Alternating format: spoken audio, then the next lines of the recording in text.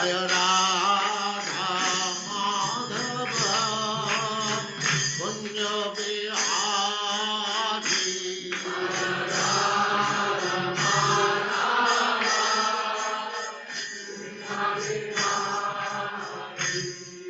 Jaya Radha Madhava Kunja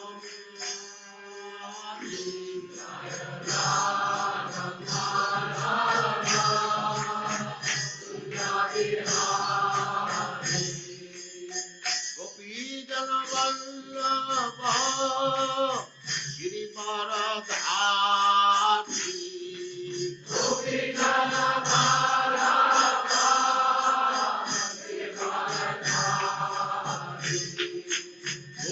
Jana Vallabha Girivaradhari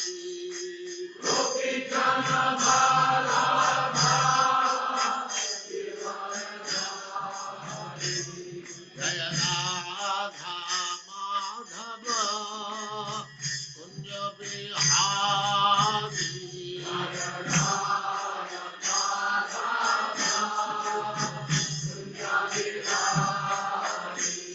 Jaya Radha Madhava Kunja Bihari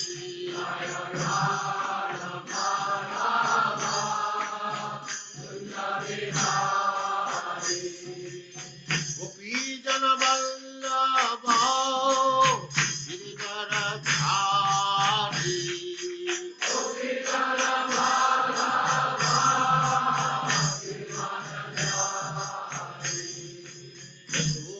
Yashodanandana Braja Jana Ranjana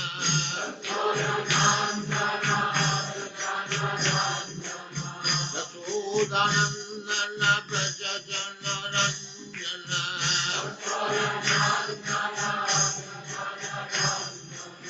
Jamuna Tira Vanachari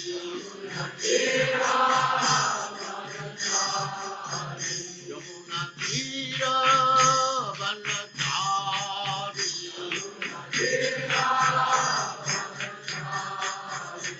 Jaya Radha Madhava Kunja Bihari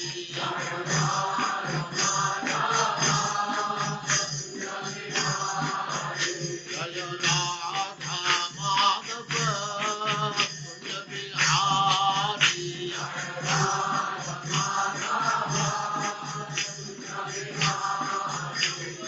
Gopi Jana Vallabha Girivaradhari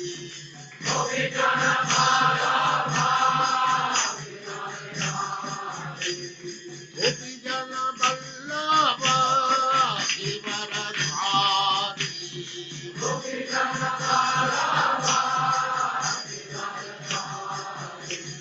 Yashodanandana Braja Jana Ranjana Yashodanandana Braja Jana Ranjana Jamuna Tira Vanachari Jaya Radha Madhava Kunja Bihari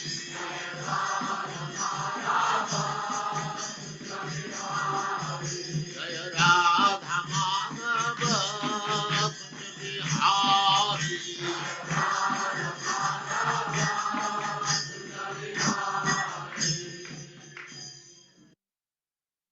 Hare Krishna Krishna Krishna Hare Hare Hare Rama Rama Rama Hare Hare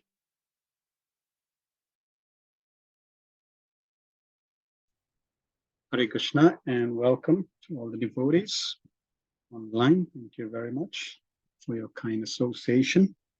As we continue, Srimad Bhagavatam Canto 2, Chapter 4, verses 1 to 10. Purport's a little lengthy, so let's see how many verses we can cover. The process of creation. Om Jnanatimirandasya Gyananjana Shalakaya Chakshurunmilitam Yena Tasmai Shri Guruve Namaha Shri Chaitanya Manobhistam Stapitam Yena Bhutale Swayam Rupa Kadamayam Dadati Swapadantika Vandeyam Shri Guru Shri Tapadakamalam Shri Gurun Vaishnavamscha Shri Rupam Sagrajatam Sagana Raghunatham Vitam Tam Sajivam Sadvaitam Savadutam Parijana Sahitam Krishna Chaitanya Devam Shri Vada Krishna Padam Sagana Lalita Shri Vishakhanvitamscha He Krishna Karuna Sindhu Dina Bandhu Jagatpate Gopesha Gopika Kanta Radha Kanta Namastute Tapta Kanchana Gourangi Vade Vrindavaneshwari Vrishabhanu Sute Devi Pranamami Hari Priye Vanchakalpatarubhyascha kripa sindhu vevacha patitanam pavinebhyo vaishnavebhyo namo namaha. Namo Vishnupadaya Krishna Prasthaya Bhutale Srimate Bhakti Vedanta Swami Ji Namani. Namaste Saraswati Deve Gauravani Pacharine Nirvishesha Sunyavad Vaskatyadistharine. Jai Shri Krishna Chaitanya Prabhu Nityananda Shri Advaita Gadadhar Shivasri Gaura Bhakta Vrinda. Hare Krishna Krishna Krishna Hare Hare Hare Rama Rama Rama Hare Hare. Sarva Shastra Piyusha Sarva Vedeka Sapala Sarva Siddhantaratnadya Sarva Lokai Triprada Sarva Bhagavata Prana Srimad Bhagavata Prabhu Kalidvando Ridaditya Krishna Parivartita O Srimad Bhagavatam, O nectar churned from the ocean of all Vedic scriptures, O most prominent transfer fruit of all the Vedas, O you enriched with the jewels of all spiritual philosophical conclusions, O you grant spiritual vision to all the people of the world, O light breath of the Vaishnava devotees, O Lord, you are the sun which has arisen to dispel the darkness of Kali Yuga. You are actually Krishna who has returned amongst us. Paramananda Pathaya Prema Varshasharayate Sarvada Sarvasevyaya Shri Krishnaya Namastute. O Srimad Bhagavatam, I offer respectful obeisance unto you. By reading, one attains transcendental bliss. For your syllables rain pure love upon the reader. You are always to be served by everyone, for you are incarnation of Lord Krishna. Madhikabando Matsangim Madguru Mahadana Manishtaraka Madbhagya Madananda Namastute. O Srimad Bhagavatam, O my only friend, O my companion, O my teacher, O my great wealth, O my deliverer, O my good fortune, O my bliss, I offer respectful obeisance unto you. Asadu Sadhu Tadahin Atini Chochataraka Hanamunchagada Chinmam Premna Ritkatayospura. O Srimad Bhagavatam, O give us saintliness to the unsaintly, O uplift to the very fallen. Please do not ever leave me. Please become manifest, Mahatma Throat, accompany pure love of Krishna. Hare Krishna, Krishna Krishna, Hare Hare, Hare Rama, Rama Rama, Hare Hare. Om Namo Bhagavate Vasudevaya Janmadyasya Yatonvayari Charte Swabhigna Swara Tene Brahma Hidaya Adikavaye Muyanti Yatsuraya Tejo Vari Mradam Yatha Vinimayo Yatta Tisargom Risha Damna Svena Sada Nirastakvakam Satyam Param Dhimahi. O my Lord Shri Krishna, Son of Vasudeva, all pervading personality of God, I offer my respectful obeisance unto you. I meditate upon Lord Shri Krishna because he is the absolute truth and the primal cause of all causes of creation, sustenance, and destruction of the manifested universes. He is directly and indirectly conscious of all manifestations, and he is independent because there is no other cause beyond him. It is he only who first imparted the Vedic knowledge unto the heart of Brahmaji, original living being. But by him, even the great sages and demigods are placed into illusion, as one is bewildered by illusory representation of water seen in fire, land seen on water. Only because of him the material universe is temporarily manifested by the reactions of three modes of nature appear factual, although they are unreal. I therefore meditate upon him, Lord Shri Krishna, who is eternally existent in the transcendental abode, which is forever free from illusory representation of the material world. I meditate upon him, for he is the absolute truth. Prayanalpaisha Sabya Kalavasmin Yuge Jana Manda Sumanda Matayo Manda Bhagyopatrata. O learned one, in this iron age of Kali, many but short lives that quarrelsome, lazy, misguided, unlucky, and above all, always disturbed. Narayana Namaskritya Naratevam Naratamam Devim Sarasatam Vyasam Tto Jaya Mudirayat. Before reciting the Srimad Bhagavatam, which is a very means of conquest, one should offer respectful obeisance unto the personality of God and Narayan, unto Nara and Narayan Rishi, the supermost human being, and the Mother Saraswati, the goddess of learning, and unto Srila Vyasadeva, the author. Sabai pumsa paro dharmo yato bhakti radoksaje ahituke pratiyata yatma suprasiddhati. The supreme occupation dharma for all humanity is that by which man can attain to loving devotional service unto the transcendent Lord. Such devotional service must be unmotivated and uninterrupted to completely satisfy the self. Vasudeva Bhagavati Bhakti Yoga Prayojita Janayat Janayat Vairagyam Jnanam Chayadahitakam. By rendering devotional service unto the personality of God, Shri Krishna, one immediately acquires causeless knowledge and detachment from the world. Vedanti tattva vidas tattvam yajnanam advayam brahmeti paramatmeti bhagavaniti sabhyate. Learned transcendentalists who know the absolute truth call this non-dual substance Brahman, Paramatma, Bhagavan. Shrushadhanasya Vasudeva Kataruchi Sanyamhat Sevaya Vipra Punyatita Nishevanat. O twice one stages by serving those devotees who are completely free from all vice, great service is done. By such service, one gains plenty for hearing the messages of Vasudeva.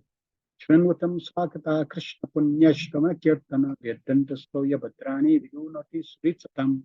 Shri Krishna, the personality of God, who is Paramatma, supposed in everyone's heart. And the benefactor of the truthful devotee cleanses desire for material enjoyment from the heart of the devotee who develop the urge to hear his messages, which are in themselves virtues when properly heard and chanted. Nastaprayasha Bhadreshu Nityam Bhagavata Sevaya Bhagavatutama Sloke Bhaktir Bhavati Nashtiki. By regular attendance on the class of the Bhagavatam and by rendering our service to the pure devotees, all that is troubles into the heart is almost completely destroyed. And loving service unto the personality of Godhead, who is praised with transcendental songs, is established as an irrevocable fact. Etavan Sankhya Yoga Vyam Swadharmam Pari Nishtaya Janmalabha Para Pumsam Ante Narayana Smriti. The highest perfection of human life, achieved either by complete knowledge of matter and spirit, by practice of mystic powers, or by perfect discharge of occupational duties to remember the personality of God at the end of life.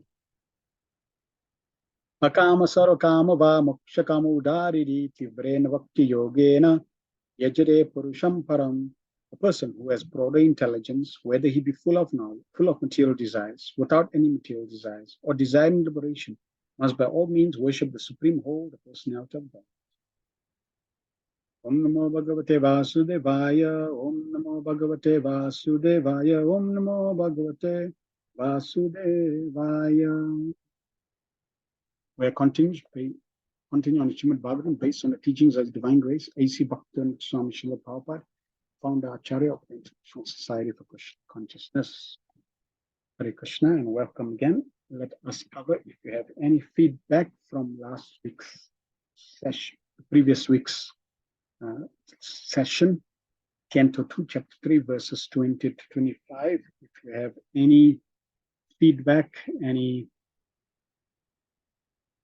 aspect of that session that you'd like to recap and share, please type in the chat while I cover one of our statements that we covered from last week's session. The Lord in the temple is the worshipable form, is never to be considered to be made of stone or wood. The Lord in his Acha Vigraha as the deity in the temple shows immense favor to the fallen souls by his auspicious presence. By the hearing process, as mentioned here in before, this realization of the presence of the Lord in the temple is made possible. As such, the first process in the routine work of devotional service, hearing is essential, is the essential point. Hearing by all classes of devotees from the authentic sources like the Bhagavad Gita and Srimad Bhagavatam is essential. So Prabhupada is making the point and emphasizing that the Acha Vigraha incarnation, the Lord has incarnated in the Acha Vigraha, and that form is not just stone or wood, it is non-different from the Supreme Personality of God. And the Lord has assumed this Acha Vigraha form to favor the fallen souls in Kalpita. Why? Because we cannot see the Supreme Lord, and therefore the Lord appears in a form that is suitable for our vision. And even though the Lord appears in a form that is suitable for our vision, that does not make him material. He is still totally, completely transcendental, but allows us to approach him. So this is his favor upon us.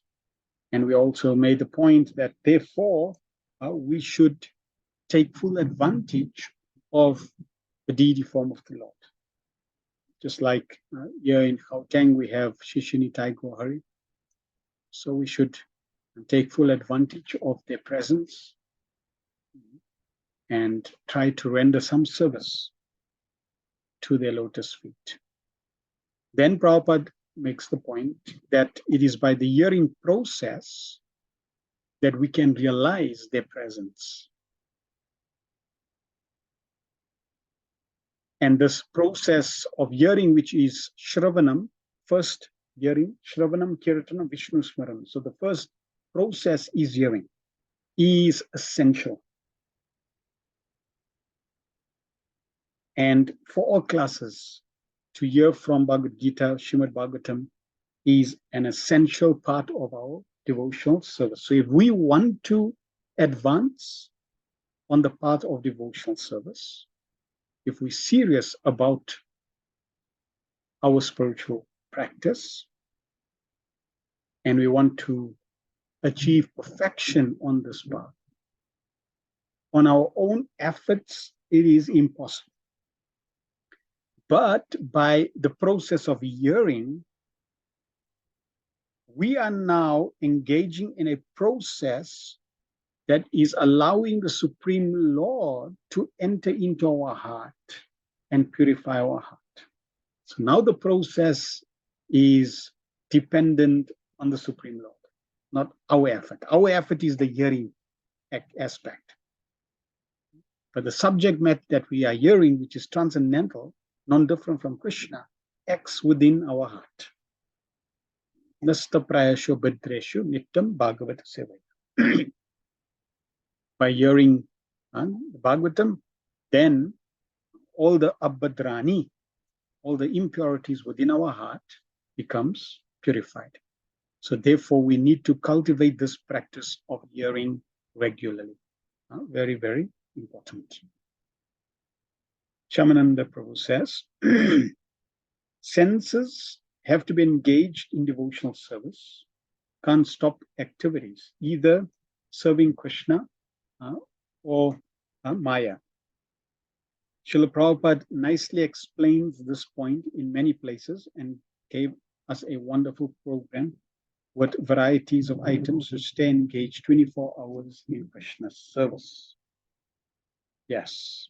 The Mayavadis, they want to stop engagements, stop the senses from indulging in activities. But Krishna conscious means to engage the senses, but in the service of Krishna, in Krishna-related activities. That way, the senses also become purified. Thanks for sharing the pastime about His Holiness Bhakti Tirtha Swami, his previous guru, and Srila Prabhupada. Taking the dust of the feet of the pure devotee, deeper meaning is to take the instructions from the pure devotee and carry them out. Similarly, taking shelter of the lotus feet of Krishna means to follow the instructions of the Srimad Bhagavatam, to follow instructions of the Bhagavad Gita. Wonderful. Thank you very much for the feedback. Let us proceed. So the process of creation, we covered a few verses in the first canto on creation. The subject will come up again in different ways, in different contexts. And throughout the 9 cantos, this aspect of creation will come up. Why? Because the more we understand the Supreme Lord's omnipotency, His powers, especially in relation to the material creation, it it brings about greater humility and faith in the personality we're surrendering. When we understand the Aishwarya Tattva, the truth of Krishna's opulence, that is just not an ordinary person. Krishna's potencies, his powers are inconceivably powerful, multifaceted, vast, unlimited. So when we understand that that's the person that we are trying to cultivate a relationship with, he's just not an ordinary person. He is the Supreme Personality of Godhead with unlimited, inconceivable potencies. He can protect, he can maintain, he can nourish. With that faith, we are able to surrender to the Supreme Personality of Godhead. Easier. So the first 10 verses, we're going to try to cover. The first 4 verses, Srila Sutta Goswami describes what happens next. So in the first 4 verses, Maharaj Parikshit concentrates his mind on Krishna, and Parikshit detaches himself from material things and inquires. And then 5 to 10, Maharaj Parikshit's questions. So he inquires further. Text 1. Shri Sutta Vacha Vaya Sakir iti vachas tattva nischayam atmana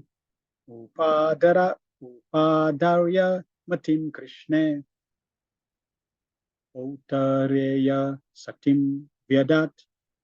Sutta Goswami said, Maharaj Parikshit, the son of Uttara, after hearing the speeches of Sukadev Goswami, which were all about the truth of the self, applied his concentration faithfully upon Lord Krishna. In the previous chapter, we heard the chapter was about purifying the heart, process to purify the heart. And the process that purifies the heart most effectively, most efficiently is the process of bhakti. And Maharaj Parikshit, after hearing that, he applied himself. So that is very, very important for us as well.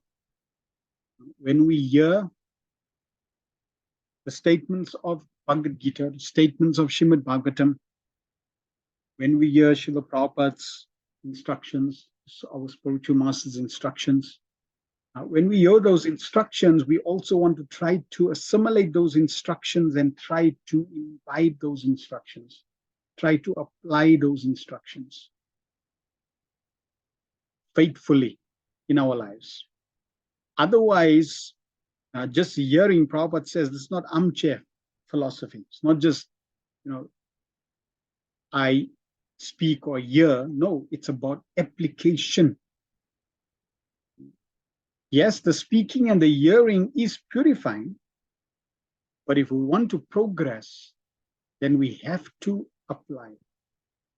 We have to take the instructions and see how is this applicable to me.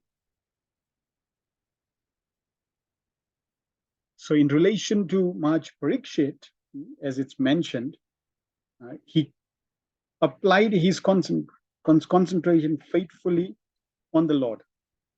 He absorbed his mind on Krishna. He drew his attention on Krishna. And this is a very wonderful practice because we want to absorb our mind in Krishna. Throughout the day, we want to try to bring the mind on Krishna, either through chanting, remembering Krishna's pastimes, remembering aspects in relation to Krishna. Some or other, we want to bring our mind to the lotus feet of Krishna. When Sri Chaitanya Mahaprabhu would travel, and he would give blessings to those that he met. And the blessings that Sri Chaitanya Mahaprabhu would give is Krishna Matir Astu. May you become Krishna conscious. Wonderful blessing. Krishna Matir Astu. May you become Krishna conscious. May you become absorbed in Krishna. Prabhupada would say, may you, dovetail your life completely around Krishna. So Prabhupada's purport. The word satim is very significant. This means existing and chaste. And both imports are perfectly applicable in the case of Maj Parikshit. The whole Vedic adventure is to draw one's attention entirely upon the lotus feet of Lord Krishna without any diversion, as instructed in Bhagavad Gita 15:15. So the Vedic adventure, our spiritual life is an adventure. It's an exciting adventure. It's a unknown adventure in terms of what is going to unfold, but we know that whatever will unfold will always be auspicious because the path of Krishna consciousness is auspicious. Yes, as Srila Bhakti-Siddhanta Maharaj often pointed out, that on this path back to Godhead, it is laid with thorns. Maya is going to test, Krishna is going to test. So there will be tests. It's not just going to be easy sailing. But even the tests are there for us to see how serious and sincere are we to stay on this adventure. And as we often mention, the perfection of our spiritual life is in convincing ourselves of this path.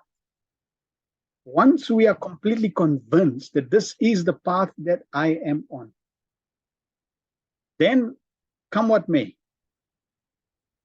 the auspicious, the challenges, the tests, no problem. Whatever may come, I will not be derailed on this path.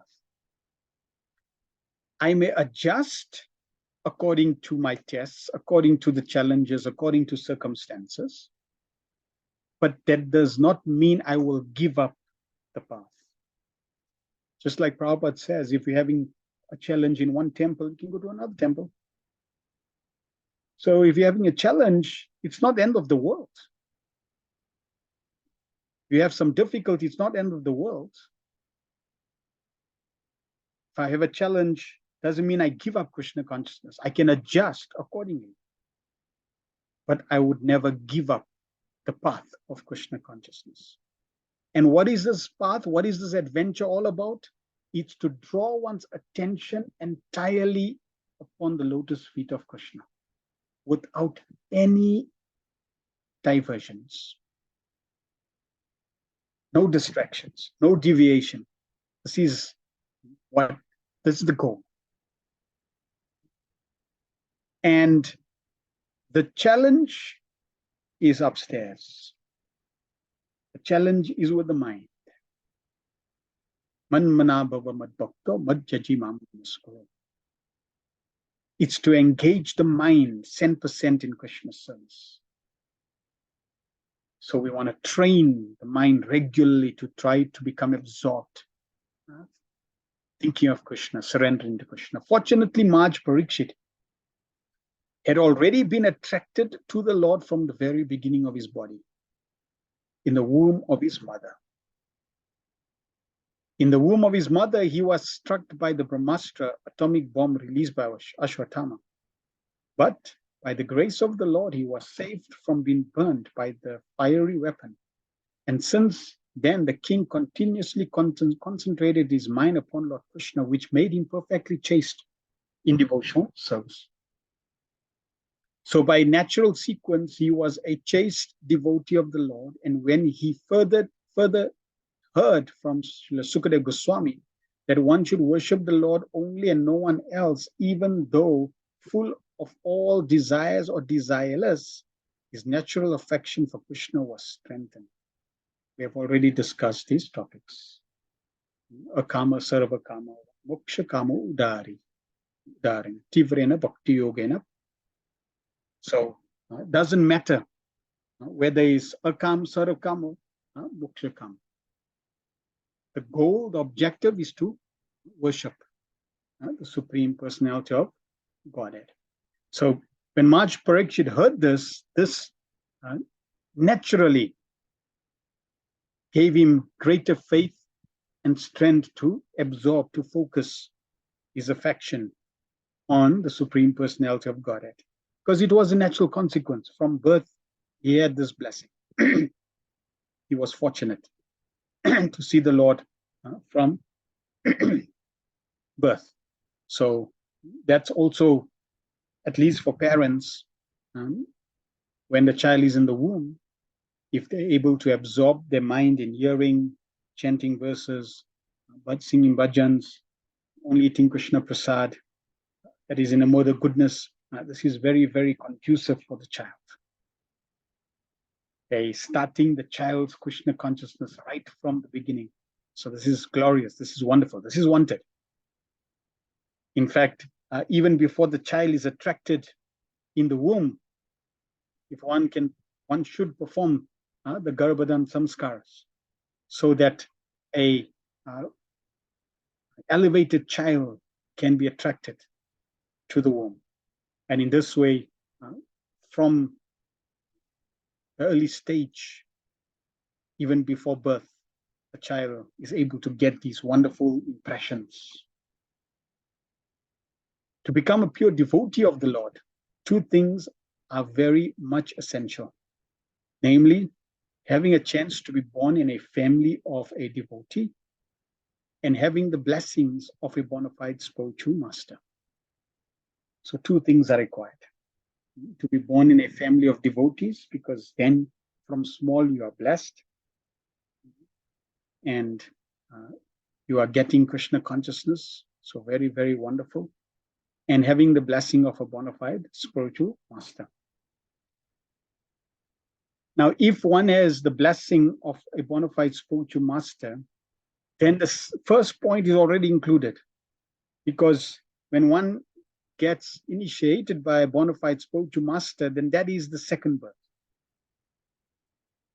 And one's family is Achyuta Gotra. One is taking birth in the family of Krishna, the line of Achyuta Gotra, Krishna's family lineage. So in that way, by getting the blessing of bona fide spiritual master, really both are included. And these two are very essential for becoming a pure devotee. By the grace of Lord Krishna, Parikshit Maharaj had both opportunities. He was born in a family of such devotees as the Pandavas. And just to continue the dynasty of the Pandavas and show them favor, the Lord specifically saved Maharaj Parikshit. Later on, by the arrangement of the Lord, was cursed by the boy of a Brahmana and was able to get the association of such a spiritual master as Sukadeva Goswami. So we covered this as the situation of Maharaj Parikshit. Apparently, externally looks like a inauspicious arrangement that is going to die in 7 days, but actually on another hand, another level, most fortunate, most glorious, because he got the blessing of Sukadeva Goswami, was able to hear Srimad Bhagavatam. So what a great fortune. Apparent tragedy turns out to be the greatest good fortune. And by that tragedy, we are blessed in return to have Srimad Bhagavatam, to be able to hear these glories. So we should never see reverses in our lives, in the lives of devotees, in the lives of pure devotees, as something that's inauspicious. When one is on the adventure, on the path of Krishna consciousness, there is never any inauspiciousness. Bhagavad Gita, Lord Krishna also told Arjuna, those who are on this path, they can never, there is no question of inauspicious. Just like when one is facing the sun, there is absolutely no question of darkness. So similarly, on the path of Krishna consciousness, there is absolutely no question of inauspiciousness. The apparent inauspiciousness is simply a circumstance to open the door to great auspiciousness. Sometimes Krishna brings apparent inauspiciousness tests to reveal his glories, to reveal the glories of the devotees. In this world, there will always be good and bad. And therefore, you will find even in the lives of the devotees who are practicing Krishna consciousness, as well in the lives of the pure devotees who are completely perfect in Krishna consciousness, there will always be the good and the bad. The good, Krishna consciousness. And the bad, which is the parent bad, is simply there as an impetus to reveal the glories of the pure devotees, to test, to present the test and see for how the pure devotee excels those tests. It becomes lessons for us. And Krishna derives great pleasure when he sees pure devotees passing all these tests. In Chaitanya Charitamrita, it is said that a fortunate person, by the mercy of the spiritual master and Lord Krishna, achieves the path of devotional service. This was perfectly applicable in the case of Maharaj Parikshit.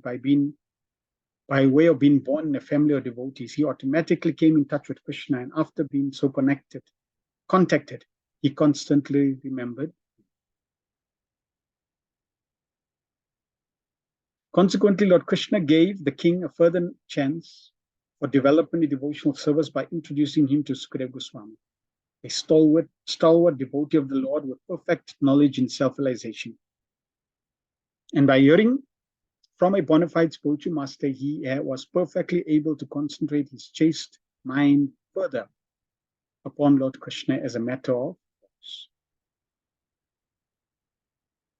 So if one is sincere, Krishna will make arrangements where we're able to meet a bona fide spiritual master like Srila Prabhupada, and in this way hear from him, be guided by him,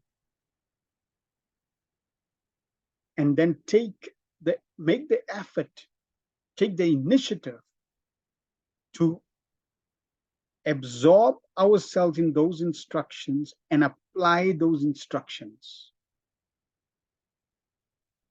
Maharaj Parikshit was born in a glorious family. He was protected by the Supreme Lord. Therefore, he was always Krishna conscious. He then got the blessing of Sukadeva Goswami. And by hearing his instructions, he applied those instructions and made his life even more perfect, more chaste to the Supreme Personality of Godhead. So this is our practice. This is what we want to do. Try to make our mind more and more chaste. The mind is very unchaste. We have many unchaste thoughts that appear in our mind due to past conditioning, negative thoughts, sinful thoughts, illicit thoughts. inauspicious thoughts, they appear in our mind. But by regular Krishna consciousness, especially hearing, slowly the mind becomes purified and the mind begins to become more and more chaste. So we can measure our spiritual practice to see how chaste my mind is. And yes, you also notice that your mind may even go to unchaste thoughts. Just noticing that your mind is going to unchaste thoughts itself is progress. Because most people, their mind goes to unchaste thoughts, they become absorbed in those thoughts and they exploit those thoughts. As practitioners of Krishna consciousness, we should be aware of our unchaste thoughts. And this itself is progress. And then we can try to do something about those unchaste thoughts. One is become more absorbed in Krishna consciousness so that slowly the unchaste thoughts become purified. And the other is to check those unchaste thoughts. Do not let them control you. Do not let them overpower you. Do not let the unchaste thoughts be acted upon. You can check them. You can divert them. So in this way, we can become more and more chaste to Krishna. Text 2. Atma Jaya Sutagara Pashu Dravina Bandushu Rajye Cha Vikale Nityam Virudam Mamatam Jaho. Maj Parikshit, as a result of his wholehearted attraction for Lord Krishna, was able to give up all deep-rooted affection for his personal body, his wife, his children, his palace, his animals, like horses and elephants, his treasury house, his friends and relatives, and his undisputed kingdom. Becoming attached to Krishna will change one's relationship with everything around oneself.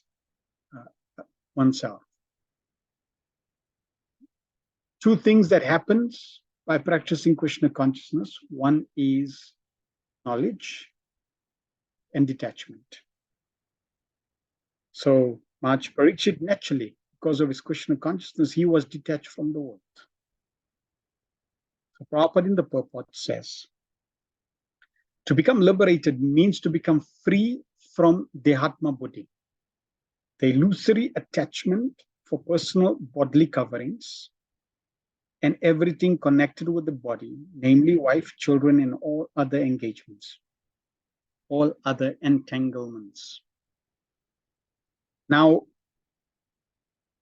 this does not mean artificial, premature, and motivated, selfish motivated detachment. Some people, because of some difficulty, okay, I'm going to detach. No. By becoming Krishna conscious, the natural stage of detachment will be there. When you become self-realized, you automatically realize you're not this body. If you realize you're not this body, automatically those elements, those aspects, those energies, personality that are related to this body, one also becomes naturally detached from those. It's a natural consequence because they are all related materially. At the same time, as one evolves spiritually, one also begins to see everything spiritually. One selects a wife for bodily comforts. and the result is children. For wife and children, one acquires a dwelling place, and as such, a residential house is also necessary. Animals like horses, elephants, cows, and dogs are all household animals, and a householder has to keep them as household paraphernalia. In the modern civilization, the horses and elephants have been replaced by cars and conveniences with considerable horsepower. To maintain all the household affairs, one has to increase the bank balance and be careful about the treasury house. And in order to display the opulence of material assets, one has to keep good relations with the friends and relatives, as well as become very careful about maintaining the status quo. This is called material civilization of material attachment. So this is the natural path that people follow. Devotion for Lord Krishna means negation of material attachments, as detailed above. By the grace of Lord Krishna, Maharaj Parikshit was awarded all material amenities and an undisputed kingdom in which to enjoy the undisturbed position of a king. But by the grace of the Lord, he was able to give up all connections with material attachments. That is the position of a pure devotee. Maharaj Parikshit, due to his natural affection for Lord Krishna, as a devotee of the Lord, was always executing his royal duties on behalf of the Lord. And as a responsible king of the world, he was always careful to see that the influence of Kali would not enter his kingdom. A devotee of the Lord never thinks of his household paraphernalia as his own, but surrenders everything for the service of the Lord. Thereby, living entities under a devotee's care get the opportunity of God realization by management of a devotee master. So we see this is the example of having all material necessities and facilities, but not being attached like a materialist. Seeing that all of one's paraphernalia, facilities, is not really one's own, but it's coming from the Supreme Lord and belongs to the Supreme Lord, and therefore it should be surrendered to the Supreme Lord. So when one has that mentality, then there is no attachment. Then there is no bondage. But if one is not on that level, and one is thinking of one's family, assets, etc., as one's own, then one has to become purified of that attachment. And that's the point that's made, that without purification of those attachments, one cannot become completely chaste, because now one is chaste. One's chastity is also attached, is directed to other people, other things. So one is not completely chaste.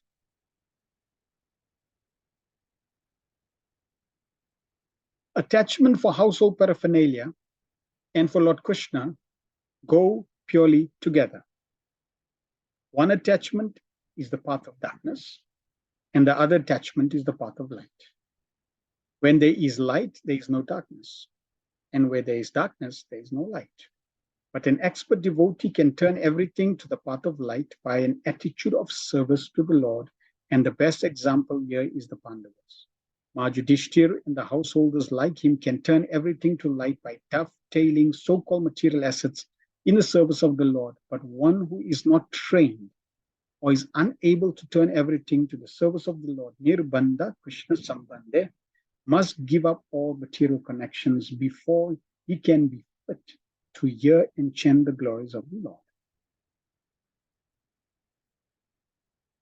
So we need to, under proper guidance, apply our attachments so that we can use everything in the service of Krishna.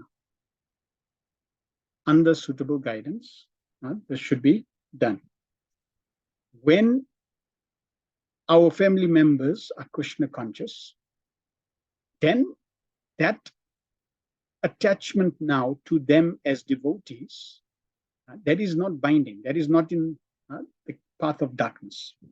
Because they are devotees, because they are on the path of Krishna consciousness. By serving them, that is the path of light. So Prabhupada taught us how to dovetail our family in Krishna consciousness, so that by serving our family, we actually also purifying our life. We are pleasing Krishna. Srijat Mahaprabhu, he would give different instructions to those whose family members were not Krishna conscious. You would encourage them to detach themselves from the family. To those whose family members were Krishna conscious, you would tell them, your duty is to serve them, because they are devotees. And especially if they're exalted devotees, then it's the greatest blessing. You serve them until they leave this world, and then they can join Srijat Mahaprabhu.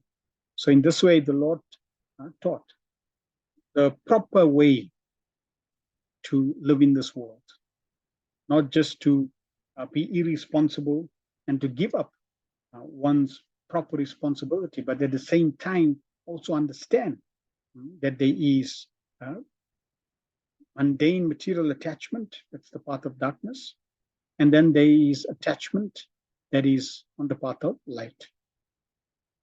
We all, if you are not born in a devotee family, and your family members are not devotees, then naturally we want to try to increase our attachment to Krishna, at the same time understand the danger of material attachment, and then appropriately under guidance deal with that, because that can become an obstacle. In other words, one who, like Maharaj Parikshit, has seriously heard Srimad Bhagavatam for even one day from a fit personality like Sukadeva Goswami, may be able to lose all affinity for material things. There is no utility simply in imitating Maharaj Parikshit and hearing Bhagavatam from professional men even for 700 years. To take Srimad Bhagavatam as a means of maintaining family expenditure is the grossest type of namaparad offense at the feet of the Lord. Sarva Shubha Kriya Samya Api Pramada. So we should not pretend that I'm detached and I'm still maintaining attachment. That means be honest. Don't present yourself like you detached. In the meantime, you're still harboring attachments. Krishna prefers those who are honest, and one has attachments. Krishna doesn't chase them away. You can even reveal your attachments to the Supreme Lord. So in this way, when one presents oneself honestly to the Supreme Lord and pray for the mercy of Krishna, the pure devotees, then Krishna showers his blessings. But if one is pretending to be pure, to be detached, but still harboring, then that hypocritical attitude Krishna does not appreciate. So either we are detached or we are attached. Either way, we can please the Supreme Lord. But presenting ourselves as detached, completely detached, when we are attached, and that path can never lead to success. 3 and 4.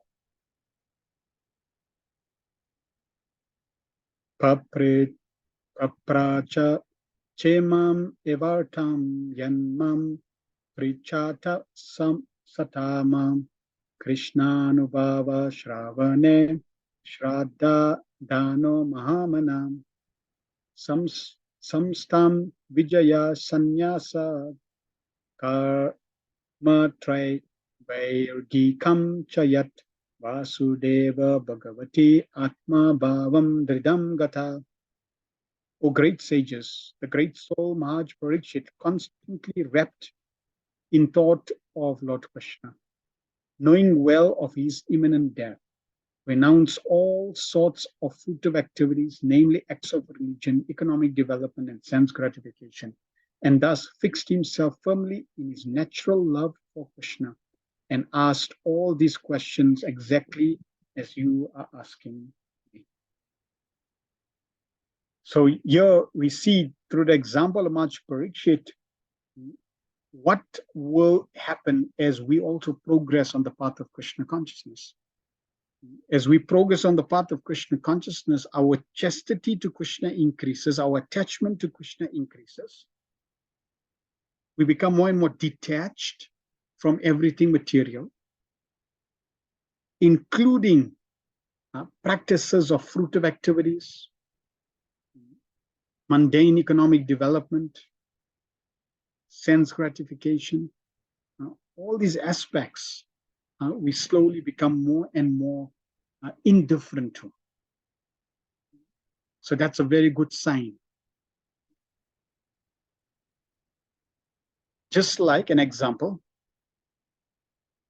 prior to becoming Krishna conscious, let's say one had an affiliation to go to discourse due to the upbringing, due to the circumstances, due to environment, one is attached to discourse.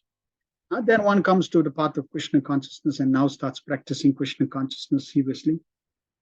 One will see one's chastity, one's attachment to Krishna increases, and one's indifference to disco starts to increase. We do not necessarily become disgusted with the disco, but more healthy is that we become indifferent to it. It's like, because if you're disgusted, you may still be thinking of disco, but in a negative way. Indifference means that you're so detached from it, you don't even bother about it. You don't even think about it. So we want to become indifferent.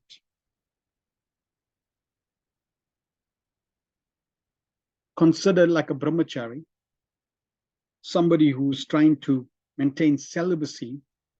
He cannot become disgusted with women, but he needs to become indifferent to women so that he can still be amidst mothers, but not disturbed by mothers. If one becomes disgusted, then even though he's a brahmachari, he's still thinking. Like Prabhupada gives that story of two sannyasis. They came to the bank of a river and they were going to cross the river, but then they saw an old lady.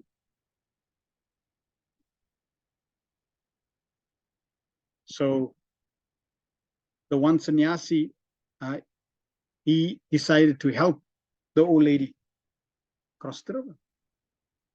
So he got the old lady to get on his back and then slowly cross the river and then safely took her across. The other sannyasi, as they were now walking, he was thinking, how could you have done that? I mean, you carried her on your back. You're a sannyasi. You're not supposed to be touching women. And he carried on talking for hours. And after a few hours, the other sannyasi stopped. And he said, see, I just carried the woman on my back for a few minutes across the river. You have been carrying that woman for hours and hours and hours. So the first sannyasi, he was indifferent to women. The second sannyasi was disgusted with the old lady, or with the fact that his friend sannyasi was carrying the old lady. So in this way, we want to become indifferent and see them as parts and parcel of Krishna. Purport. The three activities of religion, economic development, and sense gratification are generally attractive for conditioned souls struggling for existence in the material world. And therefore you find this aspect of dharma, artha, kama, and moksha in the Vedas. Many places this is emphasized. Why? Because majority of the people are conditioned. Such regulated activities prescribed in the Vedas are called karma, kandya, conception of life. And householders are generally recommended to follow the rules just to enjoy material prosperity both in this life and in the next. Most people are attracted by such activities. Though in the modern godless civilization, people are more concerned with economic development and sense gratification without any religious sentiments. As a great emperor of the world, Maharaj Parikshit had to observe such regulations of the Vedic Karma Kandya section. But by his slight association with Sukadeva Goswami, he could perfectly understand that Lord Krishna, the absolute personality of Godhead Vasudeva, for whom he had a natural love since his birth, is everything. And thus he fixed his mind firmly upon him, renouncing all modes of Vedic Karma Kandya activities. Because majority of the souls in this world are conditioned, and they're not eligible for pure devotional service, they need to be gradually elevated. And the gradual process of elevation is there that one should practice some dharma, religious principles, and through dharma acquire wealth by following dharma righteously, and then engage in sense gratification according to the principles of dharma, and finally then strive for liberation. So that's the general path. And a saintly king like Maharaj Parikshit, he, even though he is a pure devotee, he still needs to engage in these karma kandya sections of the Vedas for the benefit of the population, for the benefit of his citizens. Even though he is completely above them. And at this point now in his life, when he is about to leave this world, and he is now given up his duties as a king, now we can see him embracing a higher level of Krishna consciousness. That now he's renouncing all the other activities of karma kandya and 100% focusing his life on the Supreme Personality. So for us also, that is also relevant. According to different stages of our lives, we may have to adjust accordingly, and there will be a time that will come, and especially at the time of death. We need to now, at that point when it's the most crucial point of our lives, we need to be able to detach ourselves from all other activities that do not amplify or focus our love on Krishna, so that we can be 100% chaste to the Supreme Personality of God, be completely absorbed, give ourselves completely to Krishna at that most crucial moment. This perfectional stage is attained by a jnani after many, many births. The jnanis, or the empiric philosophers endeavoring for liberation, are thousands of times better than the fruitive workers.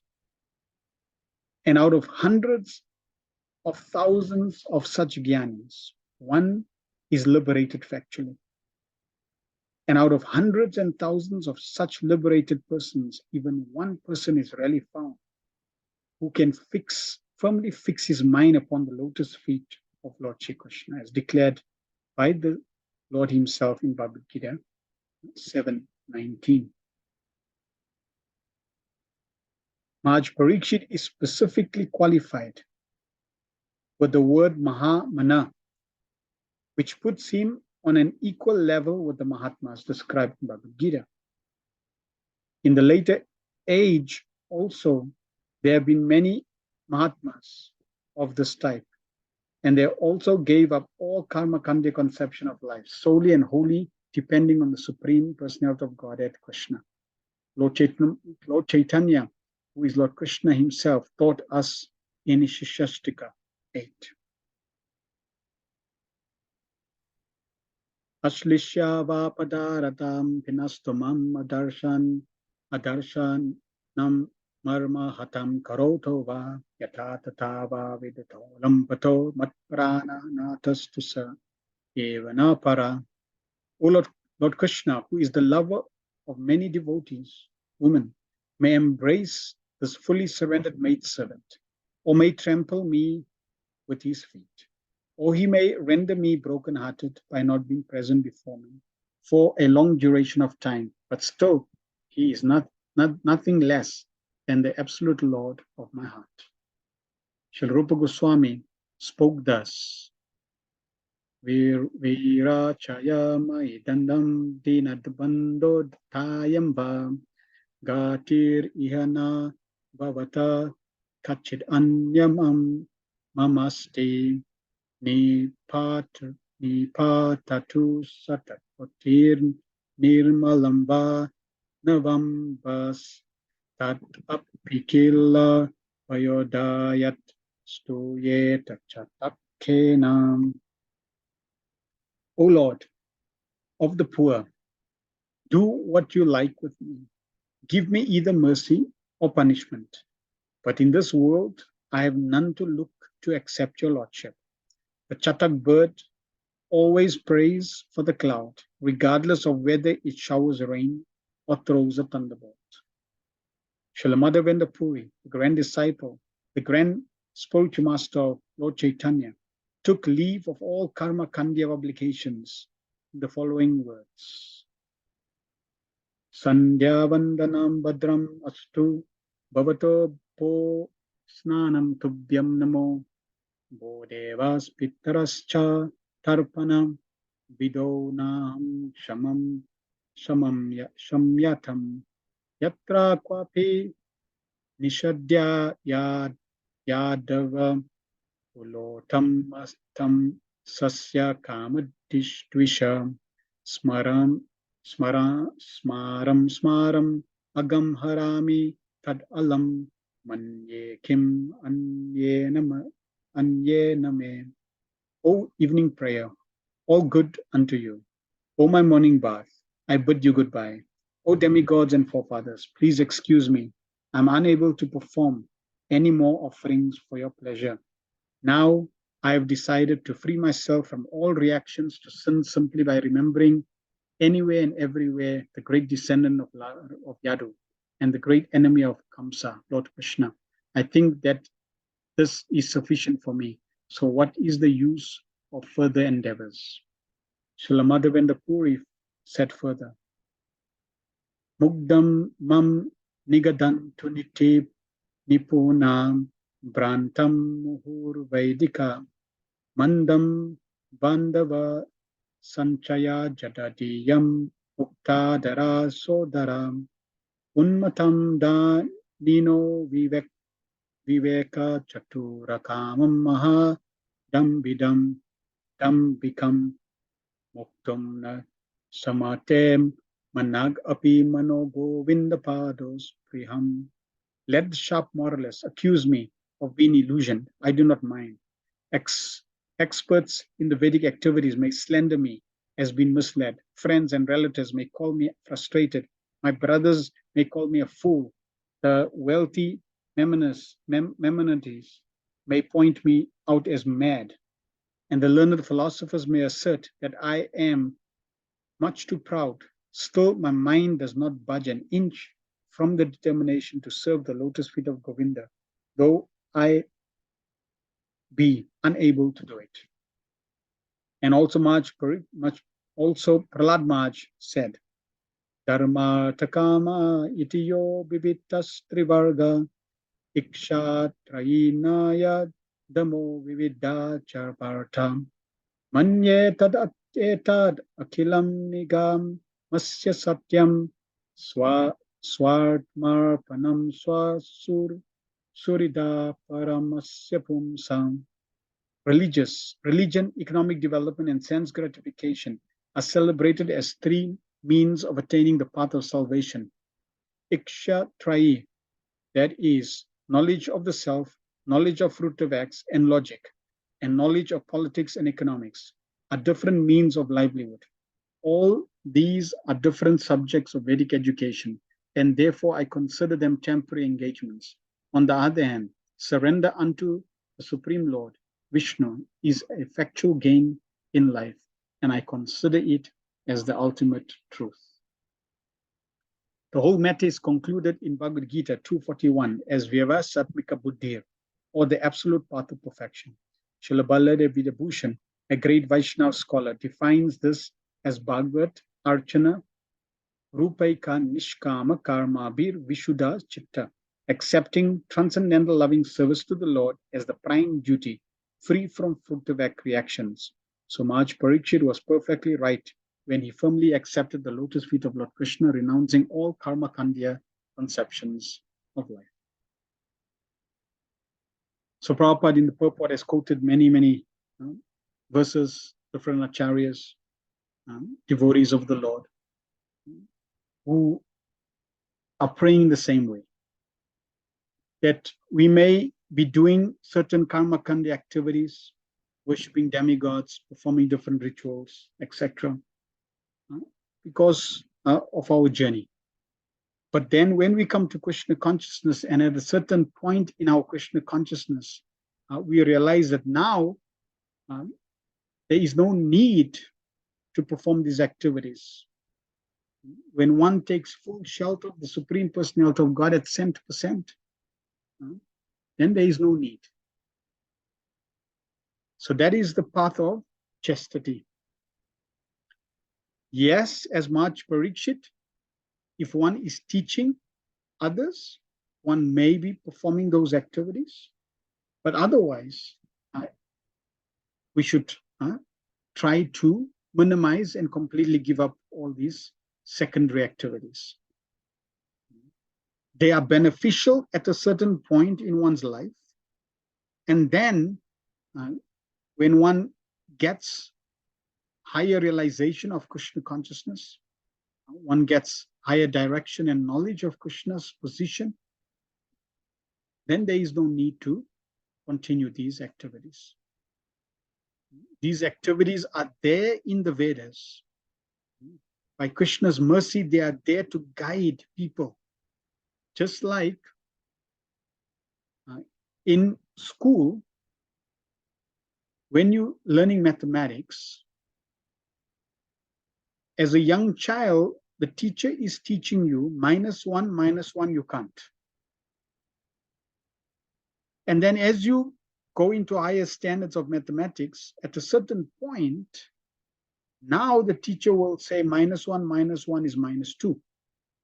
So the previous education, the previous equation, you give up. Because now you have evolved to a higher level of understanding and you embrace that higher level. It wasn't that your previous education was wrong.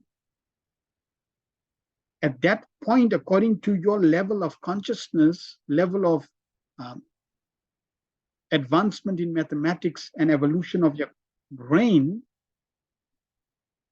your eligibility, the teacher gave you that instruction. Because children at a younger age cannot understand imaginary numbers. So the teacher is teaching something that's not correct, but appropriate for your level of eligibility. And then as you evolve and now come to a higher level of eligibility, you don't maintain that education that was given. You immediately understand, oh yes, -1 is -2. Now you understand negative numbers, and now you evolve to a higher level of Krishna consciousness or a higher level of mathematics. So similarly in Krishna consciousness, due to one's previous association, one may be engaged in these activities of karma kandya. But as one becomes more intelligible, at a certain point, one can, as these acharyas have been praying, now my life is 100% dedicated to the Supreme Lord. Please God forgive me. Now chanting the holy names of my Lord, surrendering to my Lord, that is sufficient for me. And by doing that, it is not sinful. One should never think, if I give up my previous acts of karma kandya, of demigod worship, or what I was doing, my family tradition, the rituals that we're doing, that I'll get fun, I'll get sinful activities, I'll get sinful reaction. No. In fact, if one maintains those things, even after understanding so many instructions on this matter of surrendering 100% to the Supreme Lord, then that becomes an obstacle. So it's a natural path, natural journey that one will eventually give up. This is 100% surrender. This is full chastity. Text 5. Rajo vacha sami chenam vacho brahman sarva gyansya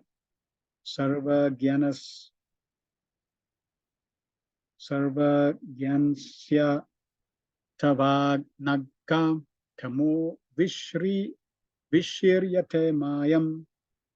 mayam hare kathayata katam. Maj Parikshit said, O learned Brahmana, you know everything because you are without material contamination. Therefore, whatever you have spoken to me appears perfectly right. Your speeches are gradually destroying the darkness of my ignorance, for you are narrating the topics of the Lord. So Maj Parikshit is now revealing his mind and what is happening to his heart.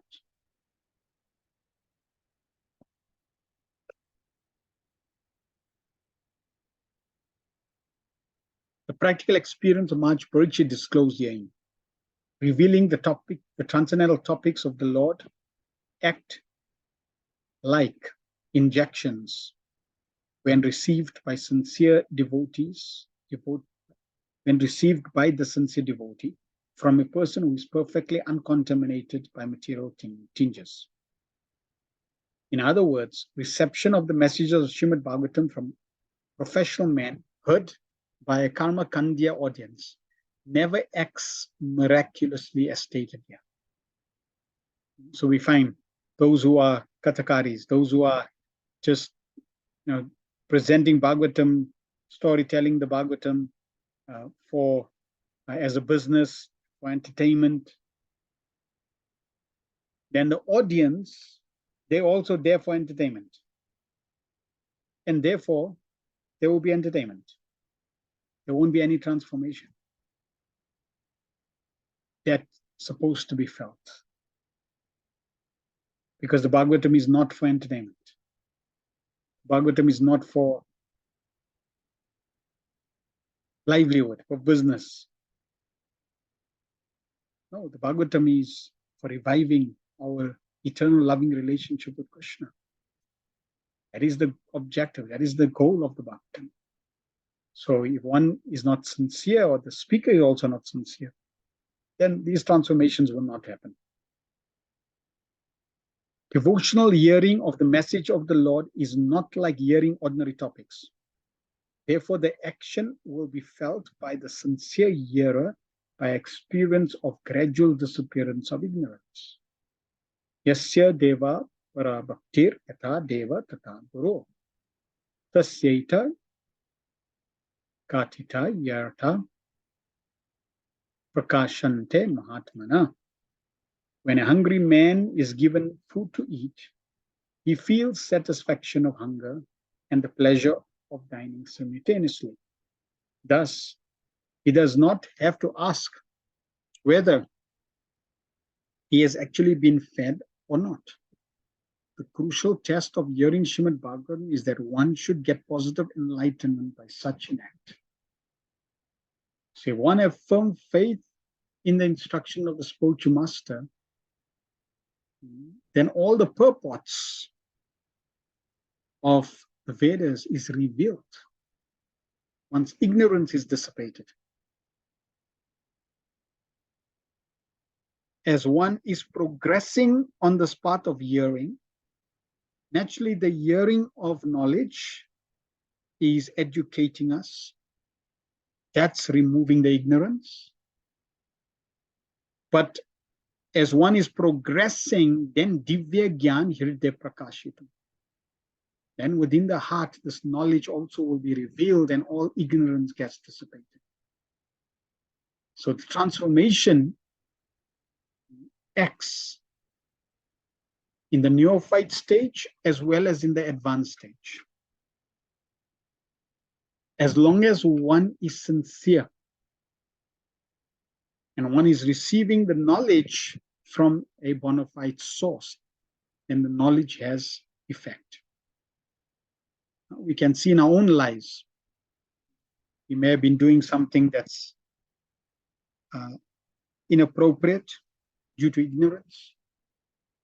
And then when we get proper knowledge of Krishna consciousness, we then embrace the truth. Consider like we may not have been chanting the holy names of Krishna. We may have been wasting time watching television programs that have nothing to do with Krishna. Then we come to Krishna consciousness, we hear about the Supreme Lord, we hear about the path of Krishna consciousness, and then we start chanting the holy name of Krishna. We avoid or we stop wasting time. We may not have been eating Krishna Prasad previously, then we become Krishna conscious, we start eating Krishna Prasad. So the knowledge is acting. The knowledge is transforming.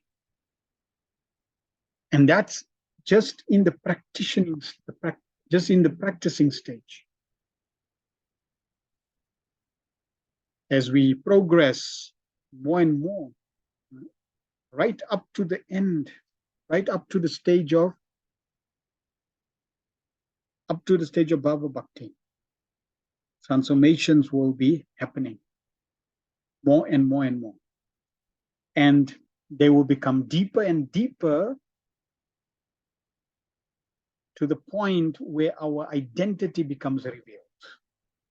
So consider right now, there is so much ignorance to the degree that we don't even know who we are, our true identity.